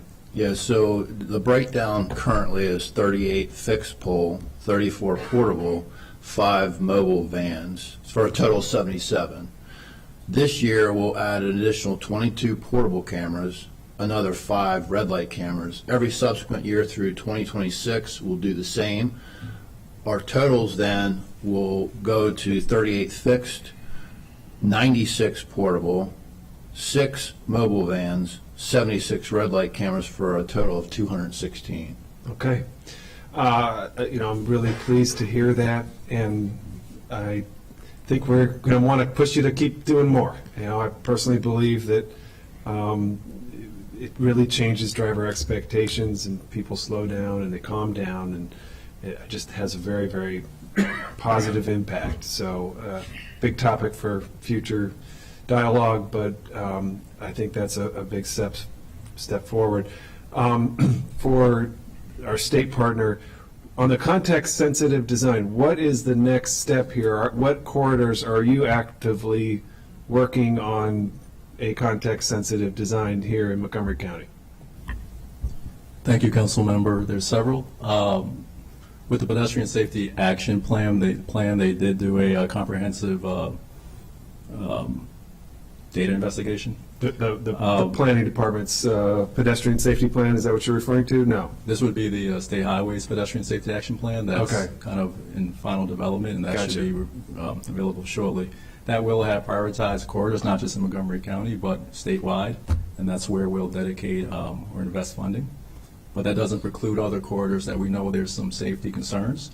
So from our standpoint, Joe and mine at the district, we map to the Pedestrian Safety Action Plan, but we also keep an eye out for other corridors that we can do context-driven design and implement that on a day-to-day basis. So what I would say is we highlighted the US 29 corridor for a reason, simply because that's a new way for us to approach this. Instead of taking a singular aspect, we looked at a corridor where we knew there were some pedestrian safety needs, some prominent safety needs. And currently, right now, as we speak, there's 3 active construction projects along that corridor from south of the Beltway to north of 650, and all of those are instrumental in kind of bringing us to a better spot along that corridor. It's one of the more heavily traveled corridors in the region. So that's the approach we want to take, and make sure that we're keeping an eye out for corridor needs based on data. Perhaps our DOT could work with you on preparing for our understanding a kind of a strategic plan for corridors for you to take up, just to understand what you're doing, but also to try to give us a chance to share feedback into that and make requests and see where we need to partner more and where we need to partner less. But it's a big development for the state to adopt that model, and we're grateful and we appreciate that improvement in the policy framework. So, I think it's for implementation and to have a clearer sense of where you're working and what how to help the county council participate in prioritizing that to the extent that that's possible, I think would be helpful. So I guess I'll just put that out for our partners at DOT and for the council, for Glenn, if we could consider how to bring more transparency to that and give us a chance to provide some feedback on that. Those are the 2 questions I wanted to get into. I just wanted to mention that the continued growth of the BIPA funding has been a very important Ms. Daphnis, to your point about prioritizing funding where it is going to have the most impact in terms of safety, I think we need to continue to add and expand the BIPA funding. We've added in the Purple Line walkshed areas now, but I think there's still lots of room for continued expansion in that item. And we've started on the high priority, the WABA model. The council embraced in the capital budget this year a significant new project to move forward on those equity emphasis areas. So that's some big funding progress, but there's a lot more that needs to be done.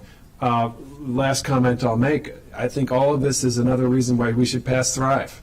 Thrive is a vision of how we plan the future that is more about safety for all users of roadways than the model that we have been using for decades. I think our more recent planning efforts have embraced the principles of Thrive. It's really been in practice already for a number of master plans for maybe 10 years now, but we need to really embed that deeper into our thinking. And Thrive is cuts right to the core of a planning model that promotes safety for everyone. So again, one more reason as part of our action items to proceed with Thrive. Thank you. Thank you very much, and thank you to everyone for this robust presentation. This is an ongoing conversation, so we have a lot of work to do, and we do feel the urgency, as Ms. Daphnis noted. Thank you all. So with that, colleagues, we are going to move on to the next item on the agenda, which is our legislative session day number 26, and we begin with introduction of bills. We start with item number A, Bill 2622, Landlord-Tenant Relations, Radon Testing and Mitigation. The lead sponsor is Councilmember Rice. Councilmember Rice, you're in a position where you can speak to this? I am, and I'm going to talk fast. But thank you very much, Mr. President. I really appreciate the opportunity. And this is another bill to follow up on the very successful radon bill that we had before. We know that Maryland finds itself in a high region of unfortunate risk when it comes to radon exposure and the consequences. Radon is the second leading cause of lung cancer, only second to smoking. And so from that standpoint, we want to make sure that we're doing everything we can to limit the risk of our residents. We did it with single family homes, and we knew we were going to come back to this and have to deal with our rental units. And so that's where we are now. This bill will bring into compliance our rental partners so that those that are in rental and lease units will be protected in terms of having testing and mitigation for radon. Something that's very important. I will say that I want to thank both GCAR and AOBA, who have worked with us from the outset, and so we're very happy about that. And so I also want to thank Councilmember Katz, who I think is also a co-sponsor as well, for his continued leadership, and all of the council who's been leaders on this issue in terms of us getting this done. So thank you very much. Thank you very much. And the public hearing for this is scheduled for October 18th at 1:30 p.m. That bill is now officially introduced. That takes us on to item number 6, which is a call of bills for final reading. Bill 3621, Motor Vehicles and Traffic E-Scooters Operating Requirement and Registration. The Public Safety and Transportation Environment Committee recommends enactment with amendments. I just want to begin by thanking our partners in the Department of Transportation, as well as all of our partners in the community and all of my colleagues on the council for moving forward with what I think is a reasonable approach to establish some reasonable ground rules in utilizing mobile device that is become very popular in cities across the country. I appreciate the approach that our county took in approaching this new technology by beginning with the pilot program, which we took many lessons learned from. And I think that many of our jurisdictions across the region have adjusted their policies and practices in a reasonable fashion, which helped us and guide us through this process. We don't want to overregulate, but we also do want to keep people safe. And in light of the conversation we just had, it's especially important now that we take all reasonable steps in order to enact that. I want to thank my partner on this, Councilmember Katz, and his leadership, and I'll turn it over to him to make some opening comments. Thank you very much, Mr. President, and I will be brief. I was the lead sponsor, and the council president, to show how long this has been, he was vice president when this whole thing started. He might have just been barely born when this whole thing started. But it certainly was it took on a different meaning. We had the pandemic in the middle, and obviously other important issues took over. But I do want to publicly thank Ms. McCartney Green for all of her work throughout the process. I know that she had a little head scratching from time to time how this thing was doing. But the Public Safety Committee and the Transportation and Environment Committee had a joint committee meeting where it received a unanimous vote. It was 5-0 because the chair of the T&E committee is also on public safety. And as noted in our packet, it's at times the e-scooters were being used in the county with very little regulation, and this would enact regulations for registration and parking and operating requirements to improve the safety of e-scooters in the county. And then we did have amendments. One was to amend to exclude operating and registration requirements for an e-scooter used by a child for recreational purposes. The second amendment was to amend the civil penalties for a minor who fails to wear a helmet to a maximum penalty of $50. And the third was to clarify that only an e-scooter company that owns 2 or more e-scooters must register its fleet with the county. The way it was written, it was a little ambiguous whether or not if a family had more than one e-scooter that they would have had to register, and that is not the case. And with that, I will turn it back to you, Mr. President. Thank you. Thank you very much. Ms. McCartney Green, was there anything that you wanted to add that we may have missed in Councilmember Katz's description? Just a technical amendment that was brought to my attention. What's included in the packet, lines that was amended line 21. It should be amended line 18 that expanded the definition for an e-scooter. So just want to notate that will be corrected after today's council session. Great. I don't see any other questions or comments from colleagues, and so I believe we can go to the call for votes. And this is a unanimous recommendation, so we can go directly to roll call. Mr. Katz? Yes. Mr. Katz votes yes. Mr. Jawando? Yes. Mr. Jawando votes yes. Mr. Reamer? Yes. Mr. Reamer votes yes. Mr. Hucker? Yes. Mr. Hucker votes yes. Ms. Navarro? Yes. Ms. Navarro votes yes. Mr. Rice? Yes. Mr. Rice votes yes. Mr. Friedson? Yes. Mr. Friedson votes yes. Mr. Glass? Yes. Mr. Glass votes yes. And Mr. Albornoz? Yes. Mr. Albornoz votes yes. All right, let the record show that bill passes unanimously. Thank you all very much. That moves us on to our consent calendar. Can I get a motion to accept the consent calendar? So moved. Moved by Councilmember Katz, seconded by Councilmember Friedson. Any discussion regarding the consent calendar? Seeing none, all those in favor of the consent calendar, please raise your hands. And that is unanimous among all those present and virtual, -1. I believe Councilmember Rice said yes. I did not hear Councilmember Jawando. Yes. I said Yep. yes. So that is it for this morning, colleagues. We will now recess, and again, we will pick up our district council session in the afternoon. And just a reminder, our colleagues in the regional service centers are on the 4th floor. Lunch is served, and I look forward to seeing everybody upstairs. Thank you. We are adjourned for recess.